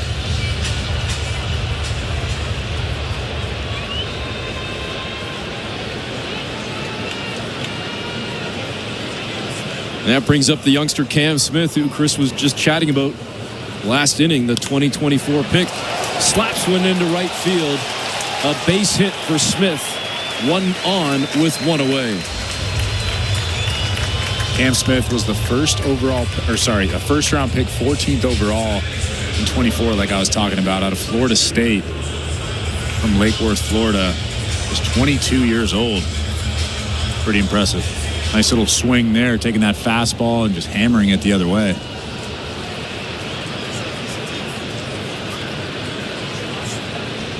So now Gausman with a man on to deal with as he takes a glance over at first, turns, fires, and the first pitch in for a strike to second baseman Brendan Rodgers. Gausman ahead in the count, 0-1. Cam Smith has 1 stolen base this season. Rodgers at the plate batting .220, 0 for 1 in this ball game. Flew out to left field in his first at bat. Smith the lead at first. Gausman with the pitch, and this one sent into shallow right field, and it's going to fall in between Jimenez and Springer. Sliding in safely to second is Smith, and the Astros now threatening with 2 on and 1 away. Well, that's a big break for the Houston Astros, kind of falling in no man's land between George Springer and Andres Jimenez there in shallow right field. That's a really, really tough play for the for the right fielder. You want to dive, but you see the second baseman coming at you. It's scary, it's dangerous, all the above. And Cam Smith does a good job getting to second base as soon as that ball hits the ground. So bottom of the order now for the Astros. Zach DeCenzo steps in. He walked in his first appearance of the night. In 7 games, batting .133, a big moment for him right here. First pitch, in for a strike. The slider, 0-1. We just saw the replay of that last hit, and I can almost guarantee that if Andres Jimenez is not in the picture, George Springer dives and makes that play. It's almost like he was a little bit timid because he could see Jimenez coming at him. Gausman looks at second, turns, fires on the 0-1 pitch. It's down low, outside, 1-1. The splitter no good to DeCenzo. 2 on, 1 out, bottom of the 5th, no score. Gausman again looks out at second. Stares down Cam Smith, turns, fires on the 1-1, and that one's sent into right field as well on a pretty good ride. It's going to be off the wall. Springer plays it off the wall. Smith around to score. The Astros lead 1-0, and they're threatening to do more here in the bottom of the 5th. Well, that was just a 4-seam fastball, 94, down and away, and a really nice swing from DeCenzo. Smashing that ball to right field over the head of George Springer and off that wall. George Springer actually did a good job fielding that baseball and getting it in, but that's a nice swing. So DeCenzo turned the corner and ends up standing on second with the double. And that, of course, forces Rogers over to third. So it's now second and third. Runners in scoring position for the Astros with just 1 away. And the top of the order, Jose Altuve steps in. And it doesn't get any easier with Jose Altuve stepping in that batter's box. And keep in mind, you do have that open base at first base, but then coming up next is Yordan Alvarez. Pick your poison, really, if you're Kevin Gausman. Altuve did strike out in his last at-bat, as did Alvarez, and Alvarez is 0-for in his career against Gausman. Blue Jay infield plays in. First pitch to Altuve. He sends a rocket out to left field. That's going to be off the base of the wall, and it takes an awkward ricochet. Rodin's got to run toward the side of the wall, toward the track side, to track it down. Both runners score. Altuve at second as he knocks in 2 with a stand-up double, and Houston leads 3-0. Well, Jose Altuve struck out on 2 splitters down and in his last at-bat, and I question if that's the hole. Is that the hole in Jose Altuve's swing? Guess what he just hit? A split finger down and in. He was ready for it. He barreled that thing up and hammered it off that wall in left field. That's why I say it's so hard to pitch to him. You think you have him 1 at-bat, you do the same thing next at-bat, and he does that. So Kevin Gausman looked like he was cruising through 4 innings and even into this 5th. He gets the strikeout to Diaz looking to start the 5th inning, but now 4 straight hits for the Houston Astros. 3 runs on those 4 hits. They just offer up the free pass to Alvarez. And now Pete Walker is going to come out and have a conversation with Kevin Gausman. Well, Gausman's only at 75 pitches, so I can imagine that he's going to at least finish this inning and possibly go out for the next inning. He's only given up 3 runs. He can still have a quality start here tonight. But if you're Pete Walker, you just say, hey, calm down, slow the pace a little bit. You're kind of just giving him a breather and figuring out a game plan here.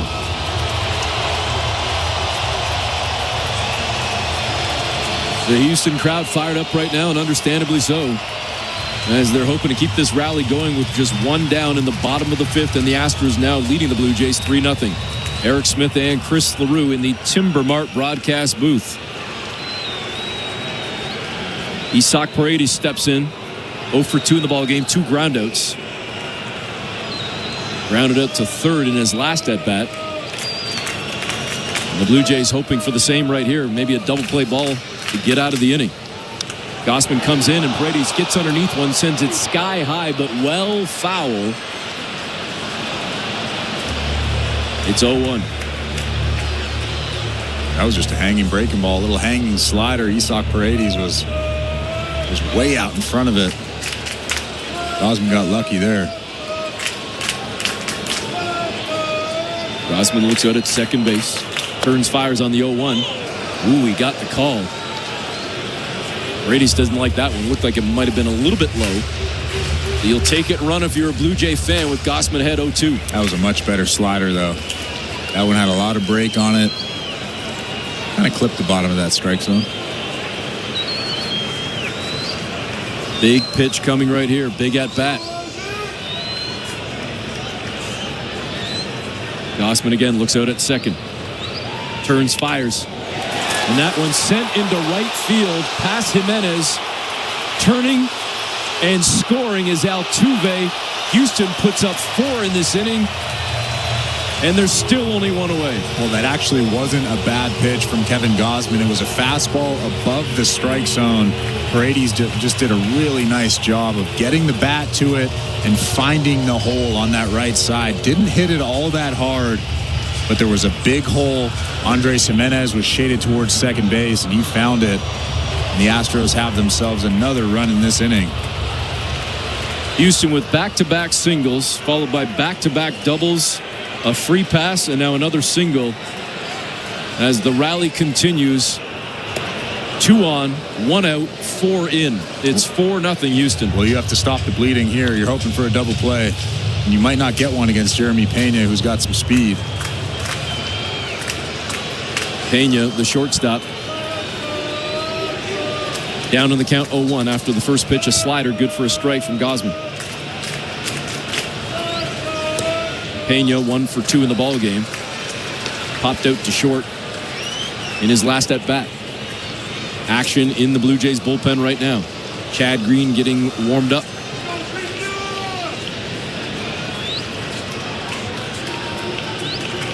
Gausman looks out at second, turns, fires. Down in the dirt. Nice block there from Kirk. 1-1. Alvarez at second. Paredes at first. Only 1 out here in the bottom of the 5th. Houston now leading 4-0. All the runs have come in this inning.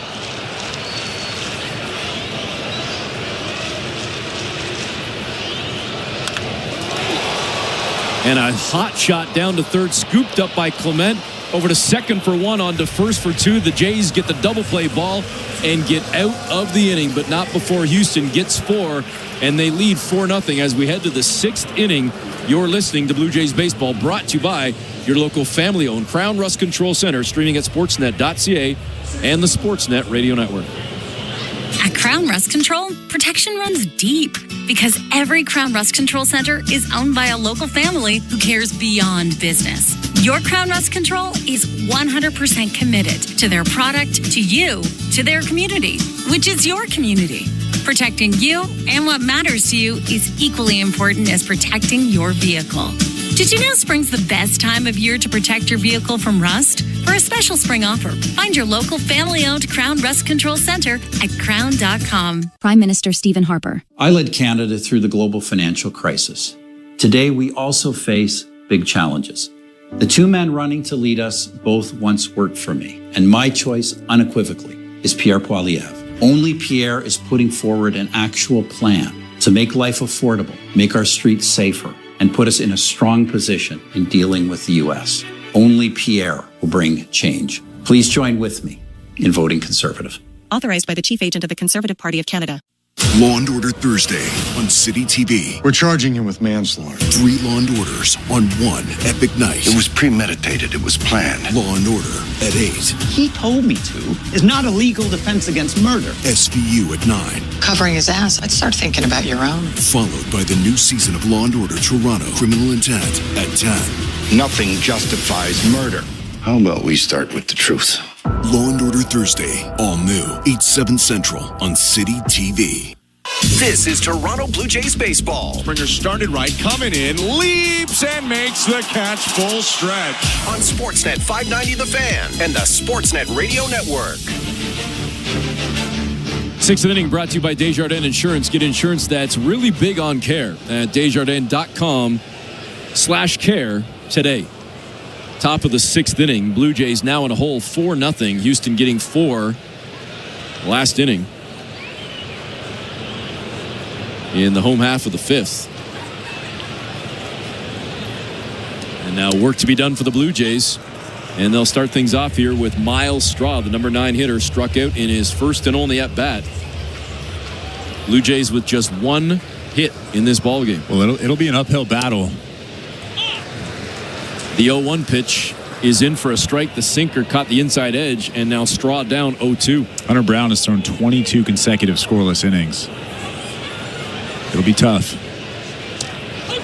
And that one down Main Street, Straw frozen on a fastball, a four-seamer, one away. Well, Hunter Brown has been so good tonight, and I'm sure all season, at throwing off-speed pitches in fastball counts. You could tell that Miles Straw was expecting an off-speed pitch there, and he kind of flips the script and throws a fastball right down Broadway.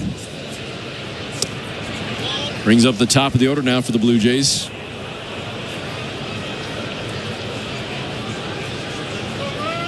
Bo Bichette. First pitch, the sinker, no good, 1-0 count. Bichette jumps on the next pitch, sends one into left field, and it's in for a base hit as it bounces in front of Altuve, and Bichette on with one away. Well, you could tell that Jose Altuve is relatively new to the position. Obviously, he was a second baseman for a long time for the Houston Astros. He wanted to maybe dive for that, kind of thought better of it. Big smile on his face as he makes that play out in left field, but a big hit for Bo Bichette. See if the Blue Jays can get something going here. The rally started for the Astros last inning with one out. Can Toronto do the same? Vladimir Guerrero Jr. steps in, looks at the first pitch down Main Street. It's good for a strike. Clocked at 96.01. Vladdy's dipped below 300 now at 298 as he is 0 for 2 in this ball game with 2 groundouts. That one down low skims the dirt. 1-1. Vladdy with 1 home run on the season. Would love to get a hold of one here. One swing could change his ball game. Get the Jays back in it. Jays trailing 4-0 here in the top of the 6th.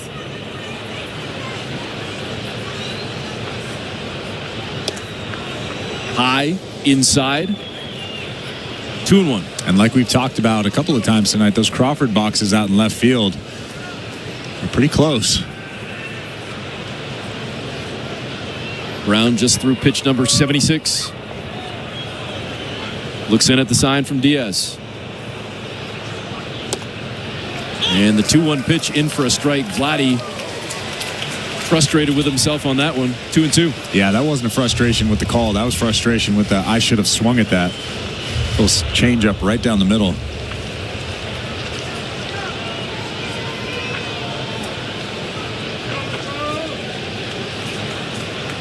Bichette with the lead at first. Guerrero digs in with a 2-2 count. The pitch from Brown. And Vladdy fouls one off down the right field side. We'll do it again at 2-2. On the out-of-town scoreboard, brought to you by the St. Louis Bar and Grill. The Montreal Canadiens have gotten on the board. It's 2-1 with 5:20 to go in the third period. Nice. Now, you got a little bit of Montreal blood in you, right? A little bit. I was born in Montreal. I know, but you're wearing a Kings hoodie right now. So, I mean, come on. The 2-2 pitch to Vladdy. And Brown throws over to first to try and keep Bichette honest as Bo dives back into the bag safely. DeCenzo, the first baseman, holding Bo on. Astros again leading 4-0. And the Mets have gone ahead of the Phillies 5-0 in the top of the 9th inning. Outside, Vladdy holds off. Brown was hoping to get that call, missed with the slider. And Vladdy stays alive at 3-2. That's a really nice take. That's a tough pitch. 91 miles an hour just off the plate outside. Oof. Big pitch coming right here. 1 out, top 6, man on for the Blue Jays. Trailing 4-0. Brown stares in at the sign from Diaz. Bo with the lead at first. The 3-2 pitch. Vladdy sends a hot shot to third. It's scooped up by Paredes on to second for 1, to first for 2. They get Vladdy by half a step. They turn the double play, and that ends the inning. We go to the bottom of the 6th. Blue Jays trailing 4-0. You're listening to Blue Jays Baseball, brought to you by your local family-owned Crown Rust Control Center, streaming at sportsnet.ca and on the Sportsnet Radio Network. This is Trey Anastasio from Fish. Fish is known for legendary live performances. The thing that I like the most is that everybody says yes to every idea. And on-stage improvisation. When I walk on stage, I've trained myself to go completely blank. Dive into their weird and wonderful world with exclusive commentary and shows hosted by band members. There's a lot more preparation than might be seen, but there's also a lot more abandoned than might be believed. Fish Radio, Channel 29, and at home with the SiriusXM app. Get ready for the 2025 NFL Draft on SiriusXM NFL Radio. With the first pick, the Tennessee Titans select. We caught up with the top prospects as they get ready to start their careers in the NFL. Miami Hurricane quarterback Cam Ward. My journey's been unbelievable. And hear pick-by-pick coverage of the 2025 Draft from Green Bay starting April 24th at 8 p.m. Eastern on SiriusXM NFL Radio Channel 88 and the SiriusXM app. While you're listening to this game on SiriusXM, we're talking about the latest odds and prop bets for this and every game on Sports Grid Radio. The under's minus 125. Heavy juice to the under. Every home run hit and every strikeout thrown can change the line. I can't for the life of me figure out how you can favor a team that never wins, ever. If you're looking for sports talk centered around the latest odds and prop bets for games, races, tournaments, or any sporting event, Sports Grid Radio, SiriusXM, Channel 159. The Blue Jays are in flight, leading 3-0. Blue Jays fans, this is Ross Atkins, and you're listening to Blue Jays Baseball on Sirius XM. Sportsnet Radio Network. Welcome back. Eric Smith and Chris LaRue with you, getting set for the bottom of the sixth inning. Kevin Gausman still on the mound for the Jays, gave up 4 runs in the last inning, but still out there battling as he faces Myers. Jake Myers digs in, the center fielder. First pitch, no good. Missed with the slider, 1-0 counts. Kevin Gausman, for the majority of this game outside of the last inning, was really good. Or has been really good.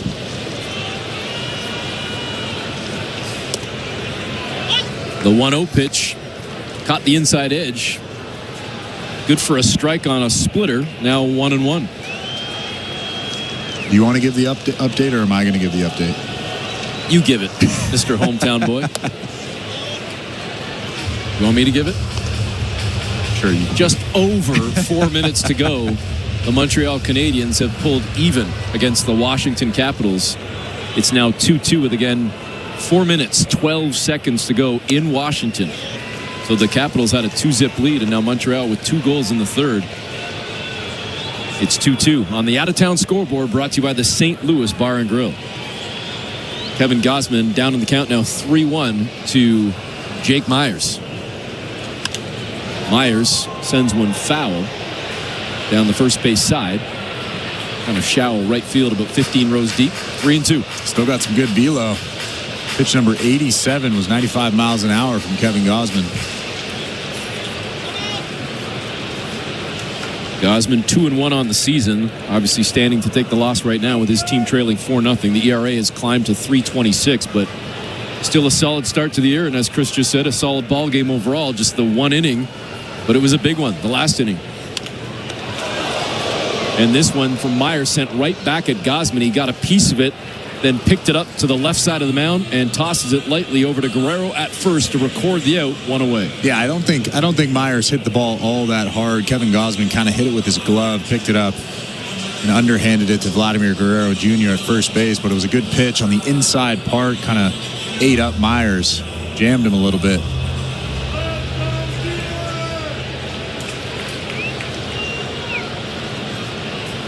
One down here, bottom of the sixth inning, as Yainer Diaz steps in, and the first pitch swinging fouls one off. It's 0-1. Diaz 0 for 2 in the ball game, grounded out to third in his first at bat, struck out looking in his second at bat, batting 138 on the season.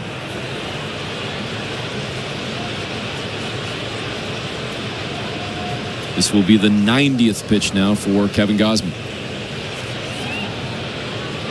The 0-1 sent on a ride into center field. Back in front of the track to make the snag is Straw, 2 away. There's a lot of room out there in center field. Miles Straw tracks that thing down. Wasn't really that close to center field, maybe 20 feet from the wall, but takes a big, strong person to get it out in center field here at Minute Maid Park. Sorry, what's it called now? Dakin Park. Dakin Park. I know, it's always tough. I knew that. You know, when football stadiums and hockey and basketball arenas change names. I mean, there are still people in Toronto that call it Air Canada Centre, but of course it's been Scotiabank Arena forever. Minute Maid Park is such a good name. Yeah. Well, Minute Maid's a great drink. Going back in the day. Jays down 4-0. 2 out here, bottom of the 6th. 0-1 count to Cam Smith, and he's the one that got the rally going last inning. His 1-out single was the first of 4 straight hits for the Astros that eventually led to 4 runs and this 4-0 lead. 1-1 the count. Smith looks at pitch number 3 outside. It's 2-1.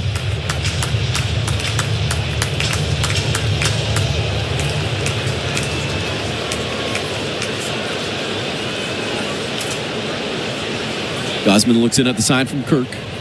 The 2-1 pitch. Catches the outside edge. 2-2. Got him with the slider, and now looking to get out of the inning.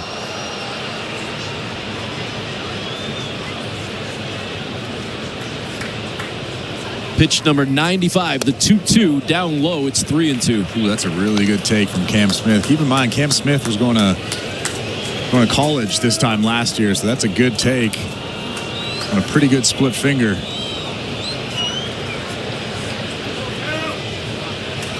The 3-2 pitch. Broken bat. Squibbled out to short. Scooped up by Bichette over to first.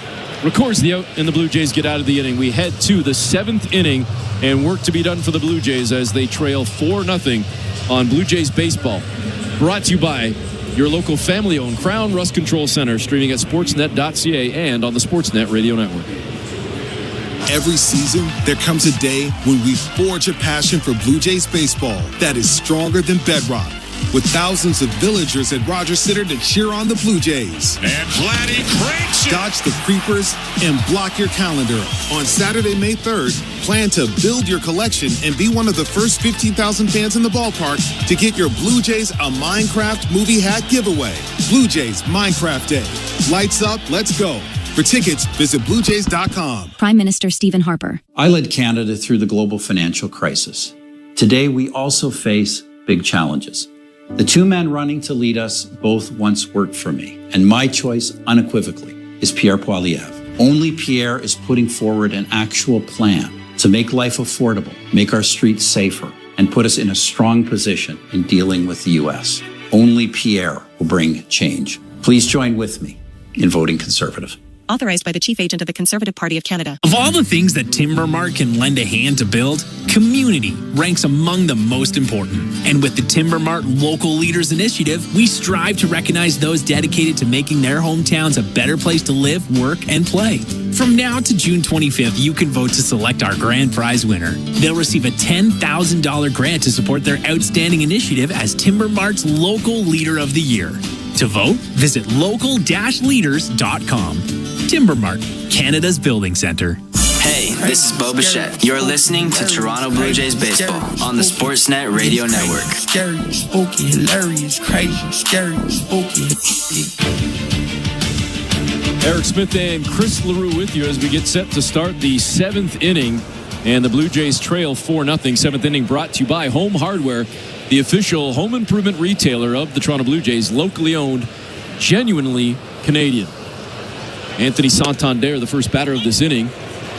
And the first pitch in for a strike from Hunter Brown. The fastball clocked at 96, still throwing heat late in this ballgame. Swing and a miss. Might have caught a little piece on that one. Santander, either way, down 0-2. Pretty good hack by Santander on a fastball. He was right on that thing, just fouled it back. Batting an even 200 right now. Santander 0 for 2 on the night. Tough start to his season with the Blue Jays. Would love to get it going right here. Start a rally for the Jays in the 7th inning as they trail by 4-0. Just 2 hits in the game for Toronto. High, no good. Missing with the fastball was Brown. Santander 1-2 down in the count.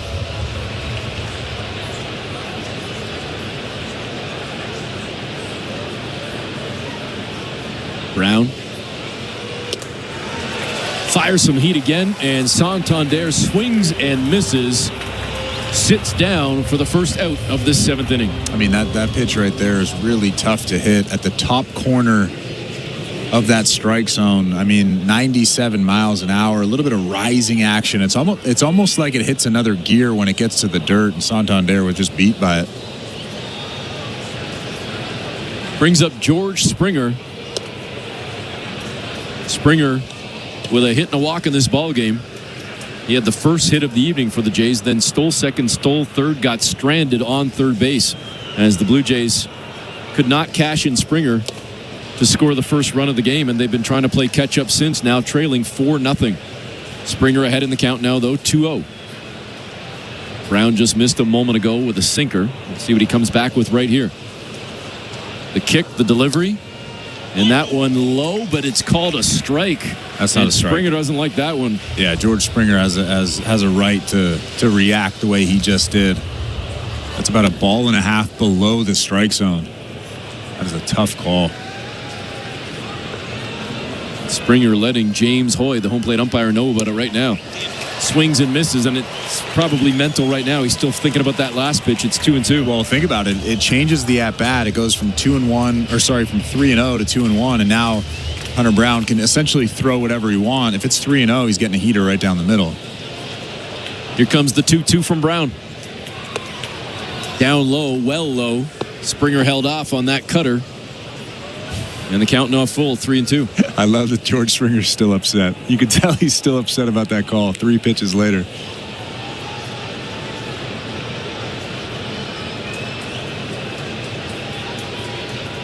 The 3-2 pitch. And Springer swings through the slider. Strikes out for the first time in this ball game, 2 away. Yeah, he's not happy, shaking his head. And like I said, he stayed alive in that at-bat, and he had the opportunity to get a hit, but it changes the whole at-bat. It goes from 3-0 to 2-1, and essentially Hunter Brown can throw whatever pitch he wants. And Springer in the dugout still barking out at James Hoy, the home plate umpire. 2 out now as Jimenez steps in, takes the first pitch for a strike. The knuckle curve in there, 0-1. I think I'd be reacting the exact same way that he's reacting, especially against a tough pitcher like Brown. You don't need to help him out there. Brown misses on the second pitch outside with the fastball, clocked at 98, 1-1 to Jimenez. That one down low and outside. It's now 2-1. Much like Santander, Jimenez struggling with his average at least in his first season with the Blue Jays, batting an even 200 at this point, 0 for 2 in the ball game. Trying to keep this inning alive. Now 2-2 as Brown comes back with the changeup to pull even in the count and looking now to get out of this inning. Well, Jimenez didn't like that call, but that's a strike. That's a really good pitch at the bottom of the strike zone. Crowd buzzing right now. They want to end it right here and head to the bottom half of the inning with a 4-0 lead. It'll be pitch number 95 coming up for Brown. Even in the count at 2-2 against Jimenez. Diaz sets up down low. Pitch wasn't where he wanted it. Jimenez fouls it off to stay alive. We'll do it again at 2-2. How about that? Pitch number 95 was 99 miles an hour from Hunter Brown. Special kind of arm. On the St. Louis Bar and Grill out-of-town scoreboard, it's going to overtime with the Capitals and Canadians tied 2-2. Jimenez sends one out to short. It's scooped up by Pena over to first to record the out, and that will do it for the Jays. We go to the bottom of the 7th. Houston leading 4-0. You're listening to Blue Jays Baseball, brought to you by your local family-owned Crown Rust Control Center, streaming at sportsnet.ca and the Sportsnet Radio Network. Timber Mart, locally owned, proudly Canadian. Your home team advantage with the right materials and the right price. Project know-how that's brought together a wealth of plans and solid advice. Trust your team at your locally owned Timber Mart. Timber Mart always has plans to help you with your plans. Your home, your cottage, your garage, whatever needs your attention first, check the most visited spot on our website for ready-to-order plans to get the job done with Canada's Building Center. Visit timbermart.ca. Gary, do you ever wonder why we fly north every year? Obviously, it's because of Armstrong Bird Food. I thought it was because of the weather or migration or something. Oh, Steve, you need to spread those wings and open your eyes, partner. Truth is, it's the seeds, the nuts, the berries, the good stuff. Armstrong's got it all. So all this time, you've been chasing snacks? Bingo! You think I'd flap these wings thousands of miles for anything else? Armstrong, Canada's premier bird food. The reason birds fly north. Find Armstrong at Canadian Tire, Home Hardware, and other fine retailers. Or learn more at armstrongbirdfood.com. Why let only one family member enjoy Rogers 5G when you can get a third line for as low as $35 per month? Gather round, family. What now, Dad? I switched you all to Rogers 5G plans and saved us big time. More 5G, more savings. Everyone wins. So I only have to pay one bill? Way to go, Dad. Unexpected W. Get more lines on Canada's largest and most reliable 5G network for as low as $35 per month on the third line. $75 service setup fee per line may apply with a home service. See rogers.com/plans for details. Rogers, we got you. This is Toronto Blue Jays baseball. Marshall smashes the ball to right field. It's gone! On Sportsnet 590 The Fan and the Sportsnet Radio Network. Getting set to start the bottom half of the seventh inning, and we're going to have a pitching change for the Blue Jays as the night is done for Kevin Gausman. This pitching change brought to you by Home Hardware, the official home improvement retailer of the Toronto Blue Jays, locally owned, genuinely Canadian. Who's coming in? Well, Josh Walker was just called up from Buffalo, 6'6", 225-pound 30-year-old out of Otisville, New York. He was the New York Mets' 37th round pick in 2017. Went to New Haven College in Connecticut. And the first pitch from Walker, the fastball, no good, ball one. Facing Brendan Rodgers, the second baseman. Second pitch in for a strike, got him with a fastball, 1-1. This year in Buffalo, he appeared in 6 ball games, 7 innings, 6 hits, 2 earned runs, 10 strikeouts. So that shows me that he does have pretty good stuff.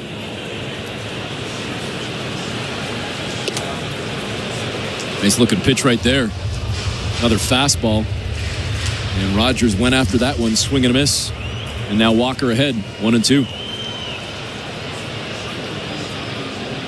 24 games in his major league career, and ERA sitting at 6.45.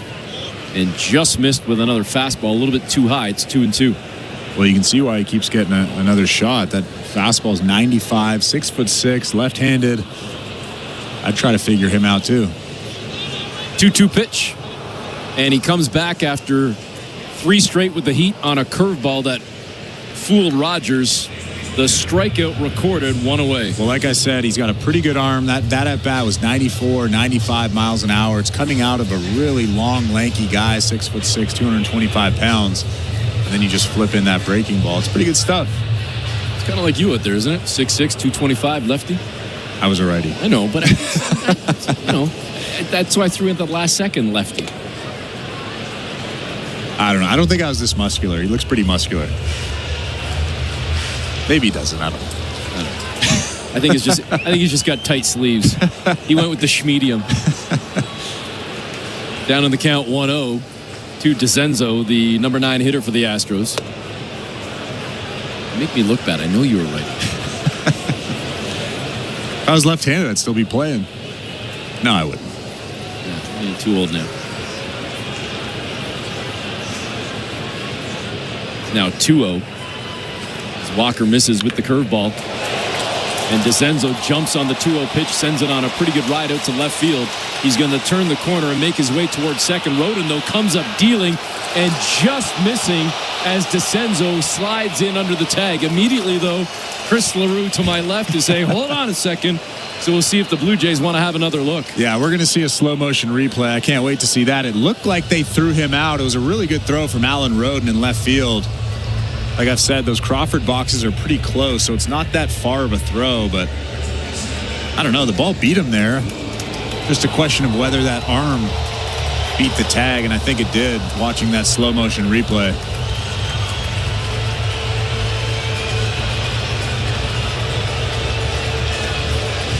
So for now, DeCenzo stands at second. We've had a look at the replay a couple of times, and it looks like he definitely got that hand in there on the bag before Jimenez was able to slap that tag down on the forearm. So no challenge from the Blue Jays, as Walker now has to deal with a man on base in scoring position with DeCenzo out at second, his second double of the ball game. And Jose Altuve, top of the order, digs in.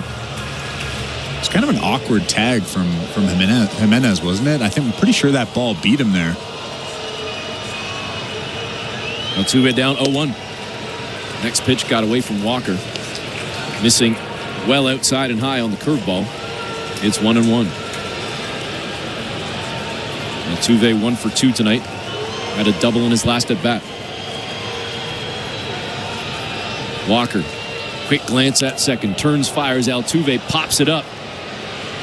And coming in from third base to record the out right near the on-deck circle, or close to it, was Ernie Clement.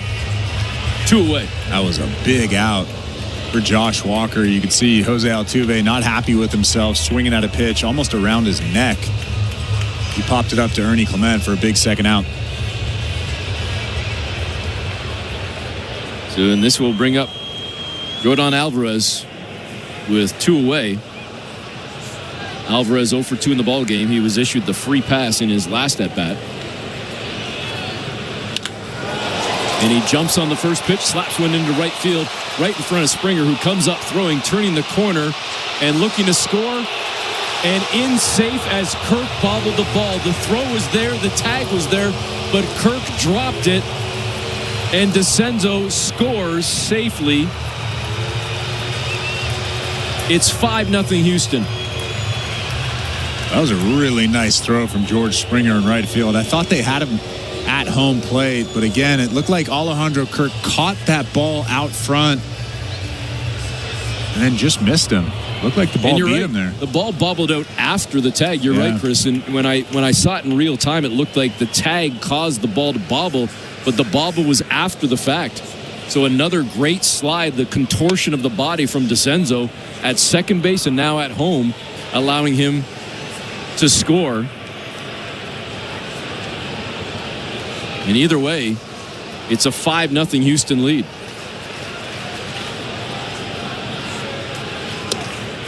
Walker down on the count, 1-0, comes back and pulls even against Isaac Paredes with the fastball. It's 1-1.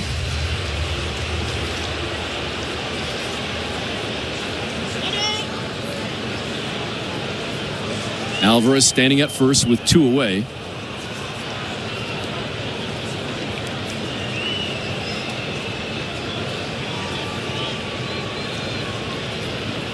Walker looks over at first. The lefty turns and fires. And Paredes gets underneath one. Down the first base line. Underneath it to make the snag is Vladimir Guerrero Jr. to end the inning. But Houston tags one more to go up 5-0 as we head to the 8th inning. You're listening to Blue Jays Baseball, brought to you by your local family-owned Crown Rust Control Center. Streaming at sportsnet.ca and the Sportsnet Radio Network. Hey, do you ever wonder how life might look if you'd saved a little more? Well, April is Financial Literacy Month, and Planned to AT is here to help. We're a nonprofit helping young people improve their futures through financial wellness education. Our fun, simple workshops help students build healthy money habits and get them ready for the workforce. Text PTAT to 26989 to learn how you and your company can get involved. That's PTAT to 26989. Every night after the final out, the Round Trip Roundup brings you the scores, highlights, and analysis from every game across Major League Baseball, all in less than 30 minutes. Swung on and missed, strike 3 and a no-hitter. It's the perfect way to get caught up on all the night's biggest home runs and best performances. And a high drive, deep right center. It's the Round Trip Roundup on MLB Network Radio every night on Sirius XM Channel 89 and every morning on the Sirius XM app. VEASAN, the sports betting network, is back on SiriusXM. Go to channel 158 for informed wagering and fantasy advice from familiar voices like Gil Alexander, Paulie Howard, and Mitch Moss. Plus, SiriusXM mainstays Adam Shine, Rich Gannon, and the guru, John Hansen. We're getting you ready for the upcoming games with a finger on the pulse of the latest news and the moving lines and odds. VEASAN, the sports betting network, is now on SiriusXM 158 and on the SiriusXM app. In season or out of season, the number one place for college sports is SiriusXM College Sports Radio, Channel 84. Radio Network. Welcome back. Eric Smith, Chris LaRue with you, getting set to start the top half of the 8th inning. Pitching change for the Astros. This pitching change brought to you by Home Hardware, the official home improvement retailer of the Toronto Blue Jays. Locally owned, genuinely Canadian. As Forrest Whitley now comes in for Hunter Brown. What a great night for Hunter Brown. He was just absolutely reeling and dealing tonight. And now Whitley takes over, the right-hander, facing Alejandro Kirk. First pitch from Whitley, in for a strike. Well, Forrest Whitley, 6'7", another big guy in this ballgame. 6'7", 208 pounds. The 27-year-old out of San Antonio, Texas, was a first-round pick of the Astros in 2016.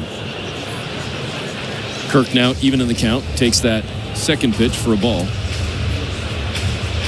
This is his first big league game of 2025, so it's a pretty high leverage situation for him, leading 5-0 in the 8th inning.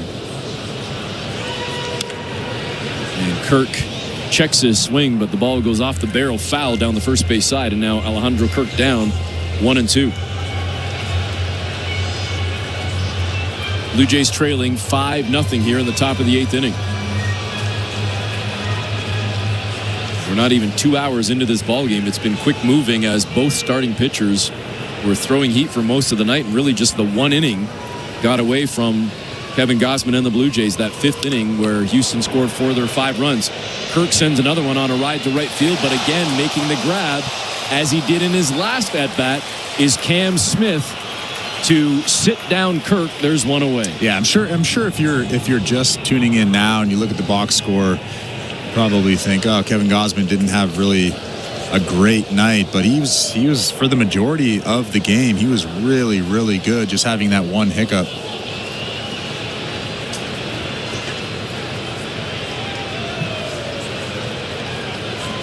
Ernie Clement steps in, and the first pitch outside.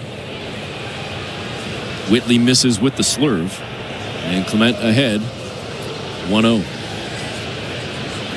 0 for 2 in the ballgame for Clement, batting .216 on the season. Second pitch in for a strike. 1-1. Rare for Clement to take 2 pitches. See what happens with the 1-1. I bet he's swinging. Here's the pitch. He slaps one into right field. Looks like it's going to drop. Nope. Coming in to make the snag, Cam Smith. He's got the speed to record the out, 2 away. That's your guy, Cam Smith. It's like a vacuum over there in right field. He's made a bunch of good plays already in this ball game. 22 years old. How about that? What were you doing at 22? Starting at the fan. Ah, there you go. You were big time too, just like Cam Smith. Yeah. Well, you know those Smiths. He's probably some distant relative. I guess he got the athletic gene in that lineage, that line of the family. First pitch to Roden, fouled off, and he's down in the count 0-1. Alan Roden batting .224, 0 for 2 in the ballgame with 2 strikeouts, both of them looking. So he's looking to do something right here. He's played well in left field, but hasn't been able to get it going at the plate. The 0-1, and he sends it foul down the first base line, down 0-2.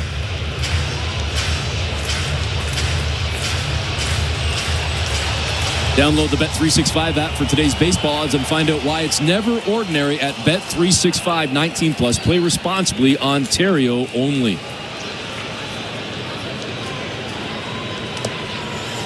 Roden holds off on that one. The curveball down low in the dirt. Roden still alive at 1-2. For the puckheads out there, overtime about to begin with Montreal and Washington tied 2-2. Yankees lost tonight to the Cleveland Guardians 6-4. Roden swings and misses, but the ball gets past Diaz at the plate. Roden smartly runs down to first, and he is safe. If that's a wild pitch, and a lot of people probably don't know this, that's an earned run standing at first base. So if that guy comes around to score, that's an earned run. So you struck him out, and it's an earned run. How about that? One of those weird intricacies of baseball. I don't know if it's a wild pitch, though. It looked like Diaz had a chance to catch that baseball. We'll see what the ruling is. No official word yet from the score in Houston. Either way, the inning stays alive for the Blue Jays. And we now have a change as Miles Straw. They call it a pass ball. So that is not an earned run because it's a pass ball. If it was a wild pitch, it would be an earned run. Miles Straw sits down, and Addison Barger comes up for the Blue Jays. Now Houston wants to chat about things with Roden at first. Kind of a strange time to come out. You got 2 quick outs. You just struck somebody out. I mean, unless they're talking about something very specific, this is a pretty lengthy conversation for a guy that's been pretty good so far in this inning. Blue Jays down 5-0 here, top of the 8th inning with 2 down. And Addison Barger stepping in for his first appearance of the night. The big left-handed bat of Barger. Whitley with the pitch. Just outside, 1-0. They could have been talking about Addison Barger. They could have said, hey, this guy swings hard. Let's be careful.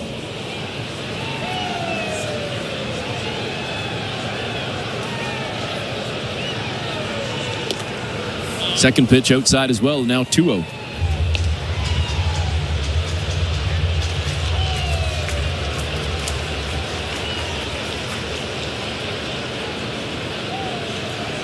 Two down here in the 8th inning.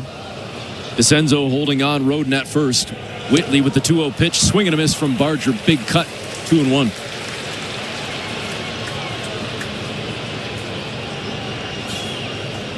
Game 2 between the Astros and Jays goes tomorrow night at the same time. First pitch coming just after 8 o'clock Eastern. We will have it for you right here on the Sportsnet Radio Network. The 2-1 delivery. Barger fouls that one off, and now Whitley pulls even at 2-2. Forrest Whitley came in here in this 8th inning for Hunter Brown, the starter. And he's trying to get out now unscathed with a man on, and his Astros still leading 5-0. The 2-2 pitch. Swing and a miss. Barger strikes out. That will do it. We go to the bottom of the 8th with Toronto trailing 5-0. You're listening to Blue Jays Baseball, brought to you by your local family-owned Crown Rust Control Center, streaming at sportsnet.ca and the Sportsnet Radio Network. Knock all your summer projects out of the park with Home Hardware, the official home improvement retailer of the Toronto Blue Jays and your DIY partner in making your dream home a reality. From gardens to garages, back decks to front doors, refreshes and renos, we're here to help you cover all your bases and make every summer project a home run. Visit any of our 1,000+ home hardware and building center locations where we're proud to be locally owned and genuinely Canadian. Prime Minister Stephen Harper. I led Canada through the global financial crisis. Today, we also face big challenges. The 2 men running to lead us both once worked for me, and my choice unequivocally is Pierre Poilievre. Only Pierre is putting forward an actual plan to make life affordable, make our streets safer, and put us in a strong position in dealing with the U.S. Only Pierre will bring change. Please join with me in voting Conservative. Authorized by the Chief Agent of the Conservative Party of Canada. Guess who just bundled their home and auto with Desjardins Insurance? Well, look at you, all grown up and saving money. Yes, I am. Mom told you to do it, didn't she? Yes, she did. Get insurance that's really big on care. Switch and you could save up to 35% on home insurance when you bundle home and auto. Desjardins Insurance. Here for your home, auto, life, and business needs. Certain conditions apply. This is Toronto Blue Jays baseball. Fastball painted at the bottom of the zone, and that's back-to-back strikeouts. On Sportsnet 590 The Fan and the Sportsnet Radio Network. Bottom of the 8th inning, Eric Smith and Chris LaRue with you from the Timbermart broadcast booth. Addison Barger is going to play right field now as George Springer will move over to center. Houston Astros leading 5-0. Walker still on the mound for the Blue Jays. And Jeremy Pena, at the plate for the Astros.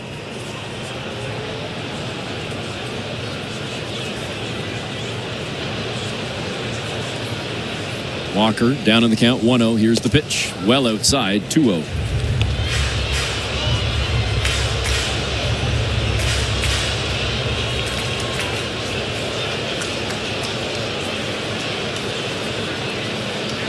Kirk sets up.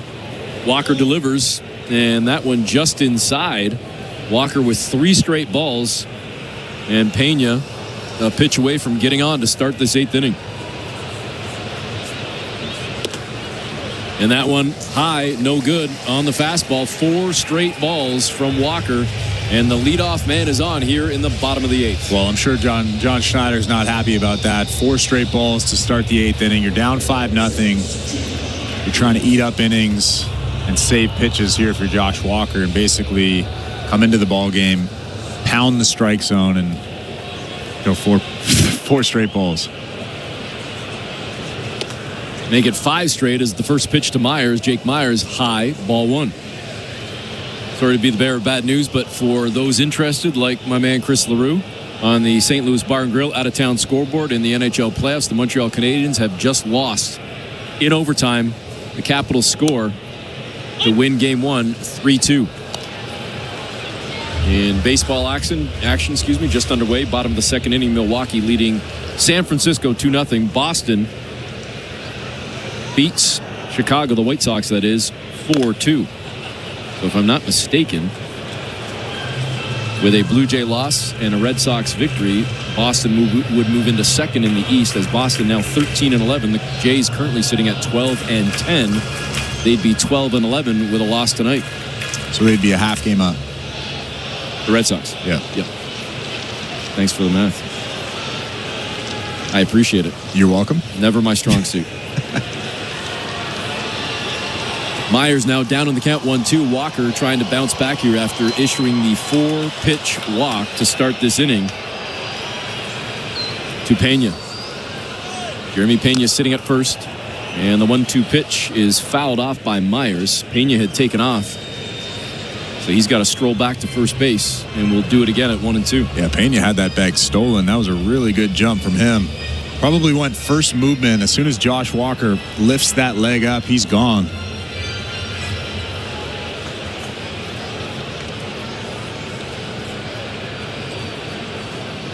5-0 Houston, bottom of the 8th inning. We've just gone past the 2-hour mark of this game as Walker comes in with the pitch and strikes out Myers.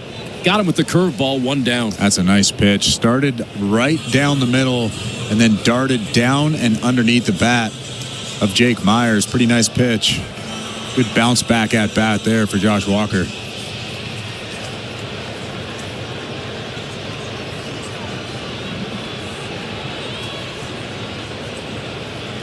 Pena with the lead at first. Walker stares over as Diaz steps in and swings at the first pitch, sends it sky high up and over the backstop.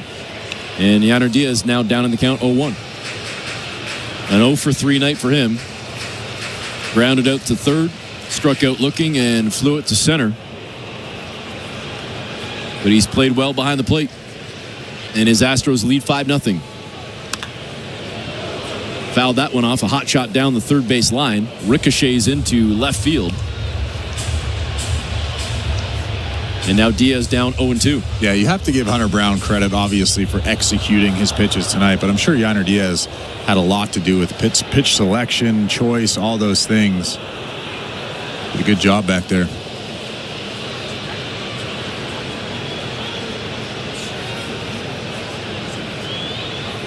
Josh Walker, the lefty, looks over at first, now turns and fires to Kirk. That one sent to short and past Bichette, who tried to stab at it, and it goes into left field for a 1-out single for Diaz, his first hit of the ball game, and the Astros now have 2 on with 1 away here in the 8th. Well, Diaz didn't hit it all that hard, but there was a hole on the left side, and he found it. Bichette did everything he could to try to make that play, but It ends up in left field.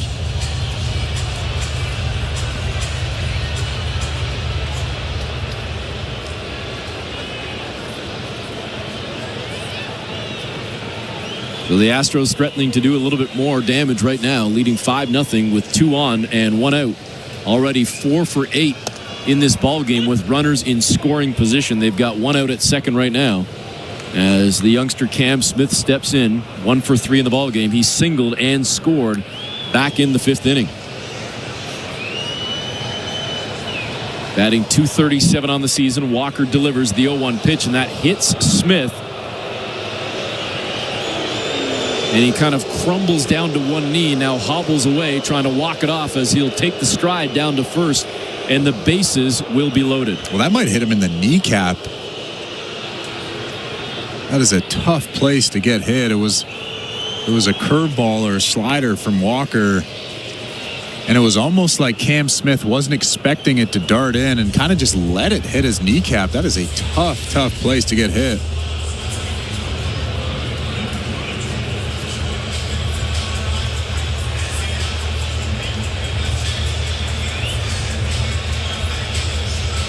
Astros this season with the bases loaded 2 for 22, but they do have 1 grand slam. And we'll see right now if they can do any damage with Brendan Rodgers stepping in. He swings at the first pitch, sends it on a ride into left field. It gets by a road into the wall. He tracks it down on the track, and Houston ends up scoring 2 on the Rodgers hot shot to left field. And Houston has blown this game open with a 7-0 lead. Yeah, that's a good swing right there on a hanging breaking ball from Walker. Rodgers just hammers that thing into the corner, and now the game is really blown open. 7-0 here in Houston. The 3rd double of the season for Brendan Rodgers. And the inning continues for the Houston Astros as they've jumped on Walker in this inning, and now the Blue Jays want to chat about things right now. Well, there's no doubt that they'll let Josh Walker finish this ball game. There's no sense in bringing somebody else into this ball game right now. But Pete Walker's just saying, hey, calm down, slow it down. Actually, Chad Green is getting loose right now in that bullpen out in left field. But Pete Walker is just telling him to slow his body down, make good pitches, preserve some pitches, and hopefully get out of this inning. And normally you might say, okay, well, at least it's at the bottom of the order, the number 9 hitter. But Zach DeCenzo has played well tonight, walked in his first at-bat, and he has doubled in each of his last 2 at-bats. And he will look to keep things rolling right now with just 1 down in the bottom of the 8th, and the Houston Astros now leading 7-0. Runners at second and third for DeCenzo. Top of the order, Jose Altuve coming up next. Walker looks in at Alejandro Kirk. The lefty delivers, and the first pitch in for a strike on a curveball, 0-1. I'm actually surprised that Chad Green's getting loose. If I was John Schneider, I'd just let Josh Walker finish this ball game out. There is an off day on Thursday, so they're probably thinking about that, but... Second pitch, another curveball, in for a strike, 0-2. Still have 2 tough ball games coming up tomorrow and Wednesday, so why not keep Chad Green fresh? Blue Jays staring down the barrel of losing a 3rd straight ball game, but maybe, just maybe, the elixir is coming with Chris Bassett tomorrow. He has pitched so well for the Jays to start this season. Well, the Blue Jays knew coming into this ball game that they had to be perfect. Kevin Gausman had to be perfect. The offense was going to be in tough against Hunter Brown, who had been really, really good up until this point. Continues to be good even after this ball game. And Walker just got the strikeout. He went with high heat, clocked at 93, way out of the strike zone, but DeCenzo tried to check his swing, tried to hold back. They looked down at first, and umpire DJ Rayburn says, nope, he went. So the strikeout is issued. Now 2 away here in the bottom of the 8th. Jose Altuve coming to the plate, a really tough out. Got runners on second and third and 2 outs in this inning. First pitch to Altuve, down low, ball one. This copyrighted broadcast is presented by authority of Rogers Blue Jays Baseball Partnership and may not be reproduced or retransmitted in any form, and the accounts and descriptions of this game may not be disseminated without the express written consent of Rogers Blue Jays Baseball Partnership or the Sportsnet Radio Network. Actually, Josh Green's getting a little bit of a breather. Chas McCormick is pinch hitting for Jose Altuve. If I was out there pitching, that put a smile on my face. Didn't even catch that as I was too busy making sure that we got our Rogers shout on the legal disclaimer. I got to keep the lawyers happy. Forget Jose Altuve. The lawyers are going to do more damage to me. Count now sits at 2-1. McCormick batting .200 on the season.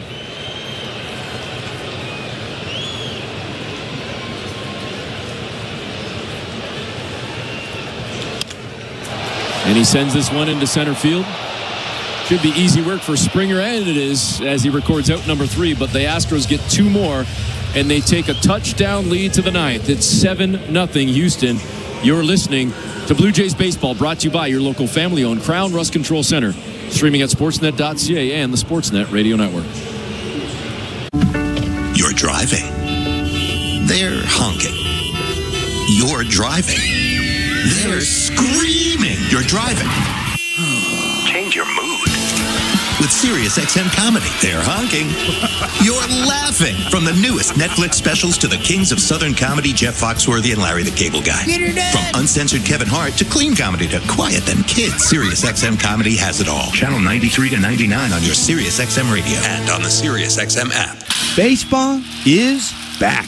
It's former general manager Jim Duquette, and every Sunday on the front office, we have you covered on everything happening across Major League Baseball. That's right, Duke. It's former big league GM Jim Bowden. Injuries, extensions, promotions, demotions, and trades. We'll have you covered on all the news. We'll bring you the front office perspective as the season heats up. Front office with Jim Duquette and Jim Bowden, Sundays at 10 a.m. Eastern on MLB Network Radio, Channel 89, and on the SiriusXM app. I'm John Paul Morosi, host of the SiriusXM original podcast, The Road to Cooperstown. Hear our conversations with Hall of Famers about the challenges they overcame on the journey to baseball immortality. It is a hard game, and mentally it's hard. I used to go to bed crying. They pretty much knew I was going to have lung surgery after the season. I wasn't for sure. Would I ever play baseball again? The Road to Cooperstown is the official podcast of the National Baseball Hall of Fame and Museum. Episodes are available now on the SiriusXM app or wherever you get your podcasts.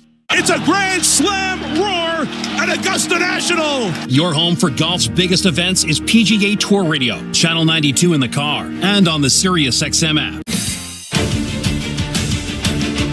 Getting set to start the 9th inning. Blue Jays trailing 7-0. They've only managed 2 hits tonight. It's been a tough go in Game 1 in Houston.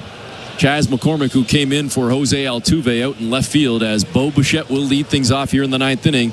And the first pitch from Whitley is well outside and actually got by Diaz, the catcher. So Forrest Whitley with the ball to Bo Bichette. 1-0 count.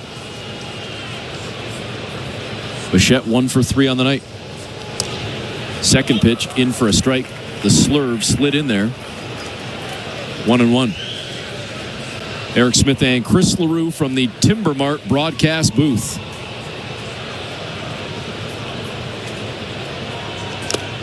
1-1. Bichette swung at it. Might have caught a piece off the nub of the bat. It's 1-2.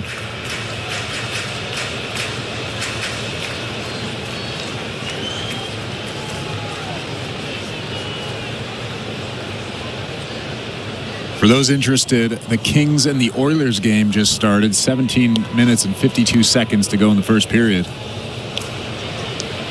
I'm interested. You're not interested. I am. The Pistons beat the Knicks tonight in Game 1 to pull, or Game 2, to pull even in that series 1-1.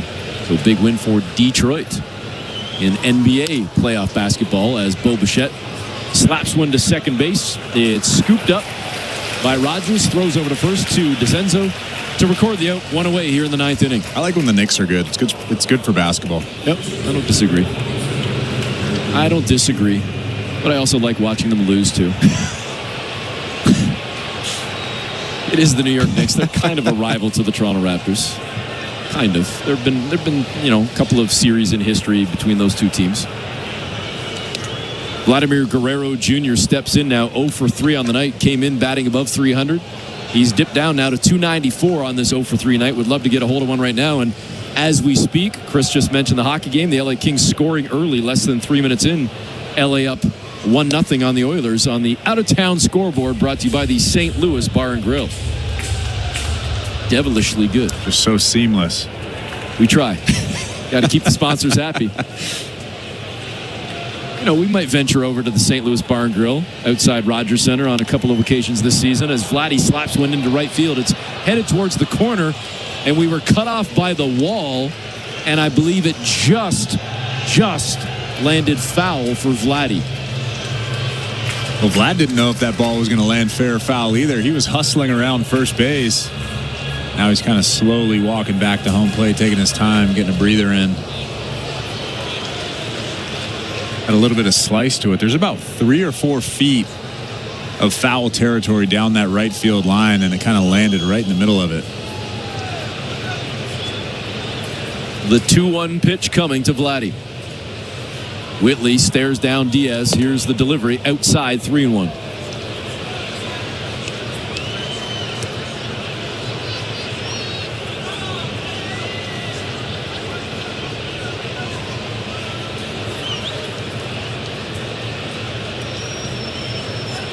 Leg kick and delivery. Vladdy strokes one into left field. That's going to go foul as well. And it ricochets off that netting. And Vlad will have to step back in with a 3-2 count. I don't know if he broke his bat. It sounded like he broke his bat on that ball. Looked like he hit it pretty hard, but kind of a weird sound off the bat. I guess he didn't. He didn't get a new bat. Houston leading 7-0 right now. Here comes the 3-2 pitch from Whitley to Guerrero. Vladdy slaps that one. Sends a hot shot out to second base. It's scooped up by Rogers. Over to first to record the out. 2 away. And the Blue Jays are down to their final out.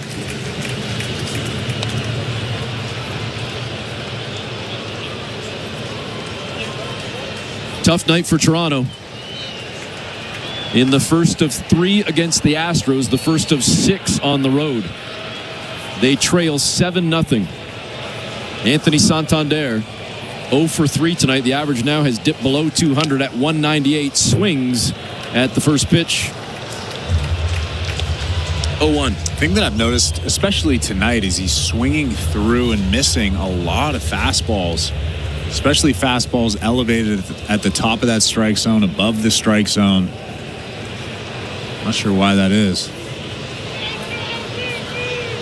The 0-1 delivery, high outside. It's 1-1.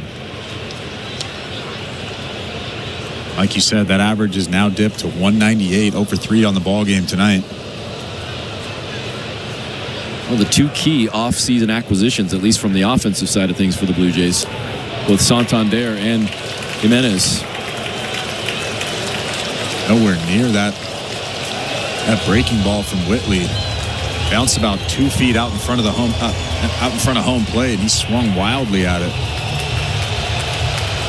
I mentioned both players struggling to start the season, but that certainly was a rough one for Santander, who's now down to his final strike.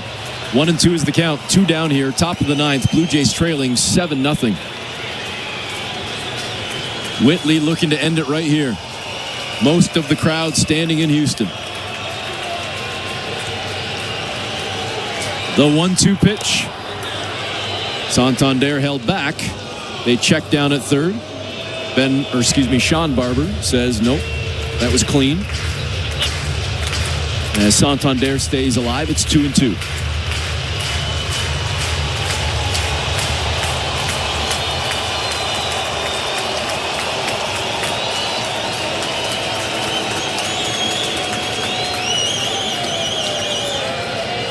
The 2-2 pitch.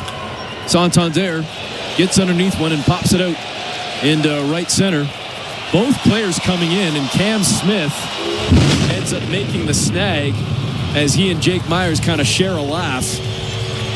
And they record the out to end the game, and the Blue Jays lose the opener 7-0. Well, you can share a laugh when you win 7-0, but the Blue Jays coming into this ball game, they knew that that it was going to be a tough ball game. Coming in and facing Hunter Brown, one of the hottest pitchers in all of baseball. He goes 7 innings, 2 hits, no runs, no earned runs in this ball game, striking out 9. Kevin Gausman was almost just as good, pitch for pitch.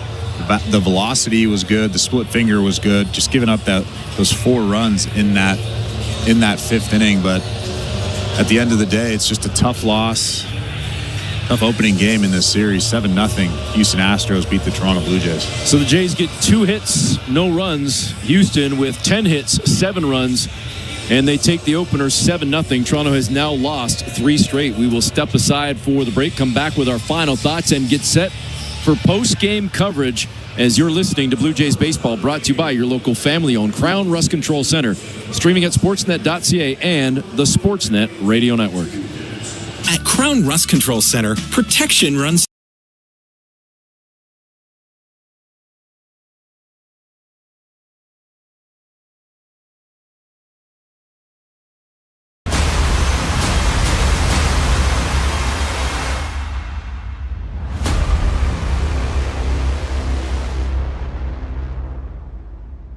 Cheers, baseball fans. Thank you so much for hanging out with us during the Blue Jays game today.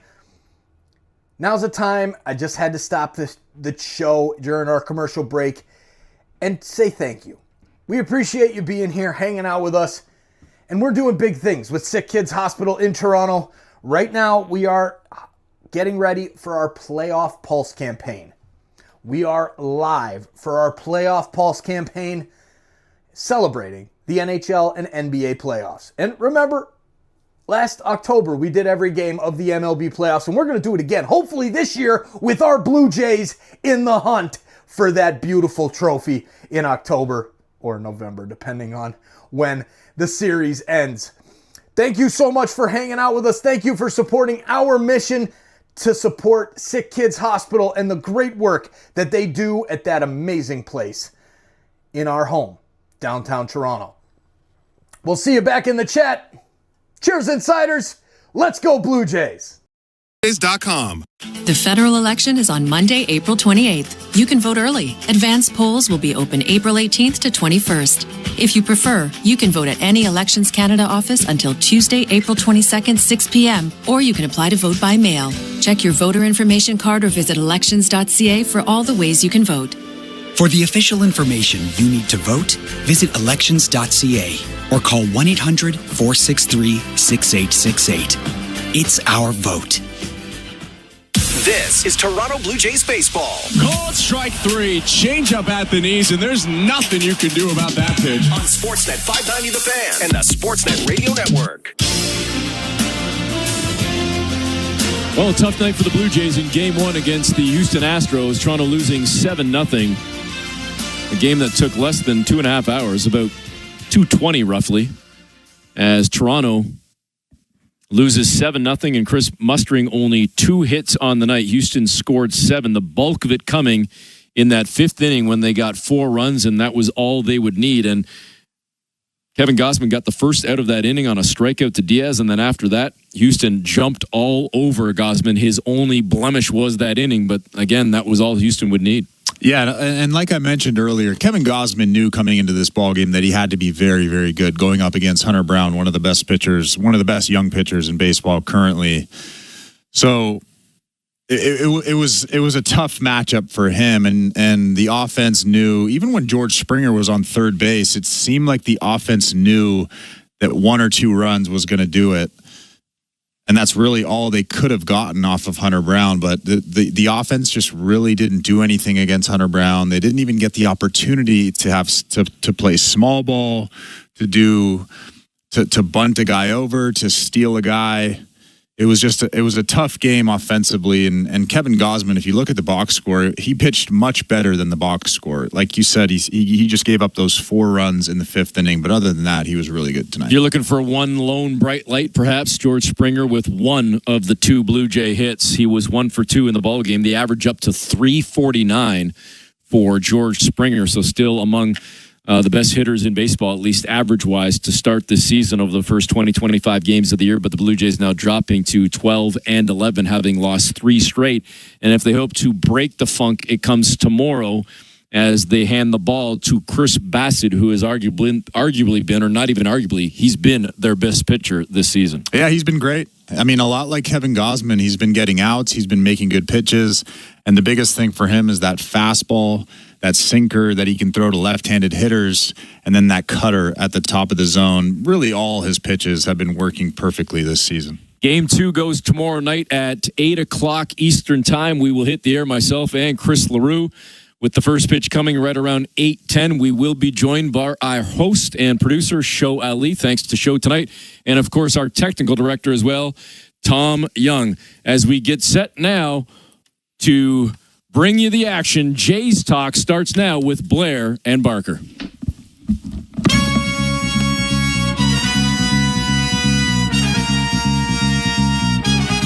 All right, Kevin Barker, so do we just tip our cap and move on and see what Chris Bassett has in store tomorrow?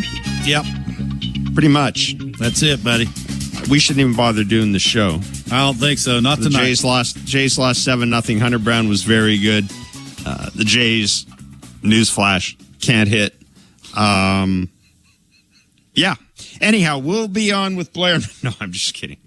7-0. The Houston Astros taking the Blue Jays out behind the woodshed and administering a thorough beating to the boys, who have now lost 3 in a row, 12-11, and Kevin Barker's 18-13. First month looking not look great. Awfully tough, my friend. Awfully tough. Man. Hey, Kevin Gausman was awfully good for 4 innings, ran into trouble in the 5th, 4 runs in the 5th inning.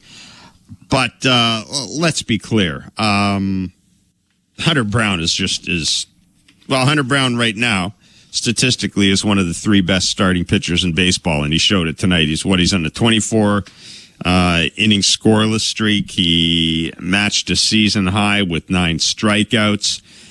I got to tell you this, Kevin. I'm sure there have been games in his career where he's had to work harder. Yeah. To get 9 strikeouts, because the Jays didn't put up much of a fight. Yeah, I mean, they struggled, right? I think the windup sort of disrupt timing from a bunch of guys. Santander, to me, timing-wise, looks lost. I was talking about that today on our show about his hands. I just don't understand that, right? I mean, the inability to adjust to things that, a pitcher's trying to do to you. I understand that he has a lot of all or nothing, right? I mean, it's pull side you're trying to thump, but man alive, like taking the same swing over and over and over again. There's only so long they can tell us that he's a slow starter. He is a slow starter, though. How long are you going to keep telling me that? Well, until the slow start's over. When was that? Do you have a date? Because I'd like to know. I'm thinking around May 2nd. May 2nd, I'm going to start worrying. That's it, May 2nd. Yeah, May 3rd. Good to know. Hear from the wise one. That's what we need to hear. That's right. Do not panic. It's early. Absolutely. There you go. It's early. They are 12-11, so you got that to hang your hat on. Look, I just think Hunter Brown's better in the lineup. I mean, I can come on here and tell you all the, the different things they need to try and do. I do think that wind up with the crossfire, the 98, sometimes the 99 located at the bottom of the zone. He can go away with the slider. The changeup was a nice mix between the four-seamer and the sinker. I mean, the sinker and the four-seamer are about the same speed, which that's very rare, right? A lot of the times these guys that throw four-seamers really hard, the sinker is 4 or 5 miles an hour slower. His ain't. I mean, that thing's running in on the righties, and he throws that slider sort of tunneling off that thing. He's throwing it for strikes. He's throwing it for strikes. That means you got to cover east and west and south. And then against lefties, he's throwing that 98 four-seamer above the zone, and you got to cover that too. You got to pick one. I just think, when it comes to being able to adjust in game, lineup's not real good at doing that right now. And until the big 3 start doing something, I don't even think we should call them the big 3 anymore. What are they? Like, we can't do that. They're not doing anything. We're not going to add big to the 3. We just call them the 3 until they start doing something. So, this is sort of where the top of the order. There you go. This is where the top of the order needs to earn their money. How's that? Gets dudes like this. Because after the 3rd guy, you thought it was going to be a struggle. Springer's having some really good at-bats, right? I mean, he's competing and, he's taking pitches he should. I mean, third base after stealing second and third with nobody out. You look the way you look. So, Yeah, I mean, I guess you just wad the piece of paper up, you throw it in the garbage, you come back tomorrow, and hopefully you score first. Give Bassett a chance to pitch with the lead. That's what he needs to do. Now he can start thinking, if you get him the lead, more about adding, subtracting, getting these dudes all screwed up on the on-deck circle. Hopefully they do that. He can give them a good start tomorrow, and they can win 2-1. If you look at the way that Brown worked over Santander, this gets to pretty. I mean, his first two at bats, he pretty much saw his whole arsenal. First at bat, 97, 98, 98. Pop up to the catcher. Thanks for coming. His next at bat, Kevin, curveball, cutter, change, fastball. P6. Thanks again. I mean, a guy like Anthony Santander, given what he's going through right now, he's just easy pickings for this. Well, yeah, you look at the first inning, to your point about what he was seeing. He said the first three guys in the order saw 11 pitches, 9 four-seamers. Yeah. And then he had a 3-pitch K with Bo, and then he had that 3-pitch pop out to Santander. That's the point I think you're trying to make is, often and early you got to get after guys like this with the best hitters in your lineup. That's why John's stacking those 3 dudes top of the order first inning. Hopefully they can get a center cut heater, run into one, give their pitcher a lead where he can go out there and attack the zone. It's just, again, I said this dude's a bully. Well, we had Jeff Blum on today and he agreed with me. I mean, this guy thinks he's good. And he was doing it with a good old country hardball, and then he started sprinkling in that slider, tunneling off that two-seamer in, and when you're doing that, adding that wind up across fire, against the lineup like this, at least right now, it'll look the way it looked. 416-870-0590, star 590, 1-888-666-0590. It is Blue Jays Talk with Blair and Barker. The Blue Jays losing 7-0 to the Houston Astros, their third loss in a row, after losing the final 2 games of the series against the Seattle Mariners. Carlos in Richmond Hill, you're on Blue Jays Talk. Hey guys, thanks for taking the call. 2 questions for you, kind of related to one another. The first, it felt like the game was over when the Astros scored that first run in the 5th inning. When the Jays get a man on third and less than 2 out, like the defense is giving you the run, do you feel they need to maybe start shortening the swings? Like the Jimenez and Kirk strikeouts are super frustrating. And secondly, going back to Saturday's game, I was at that one. With all due respect to Barnes, it feels like we forfeited the game when we brought him in.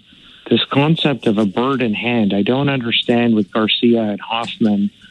I mean, we've had 2 blowouts since. Obviously, hindsight's 20/20, but we had the Thursday off day. Like they threw both under 15 pitches, I think, in the game leading into Saturday. I don't understand why the Jays will do that sometimes, where we will literally just give a game away by not going to a high leverage option. Thank you very much for the call. I'll pass that over to Kevin. I mean, I think it's pretty clear. Hoffman and Jimmy Garcia are going to be used in games where they're winning. Beyond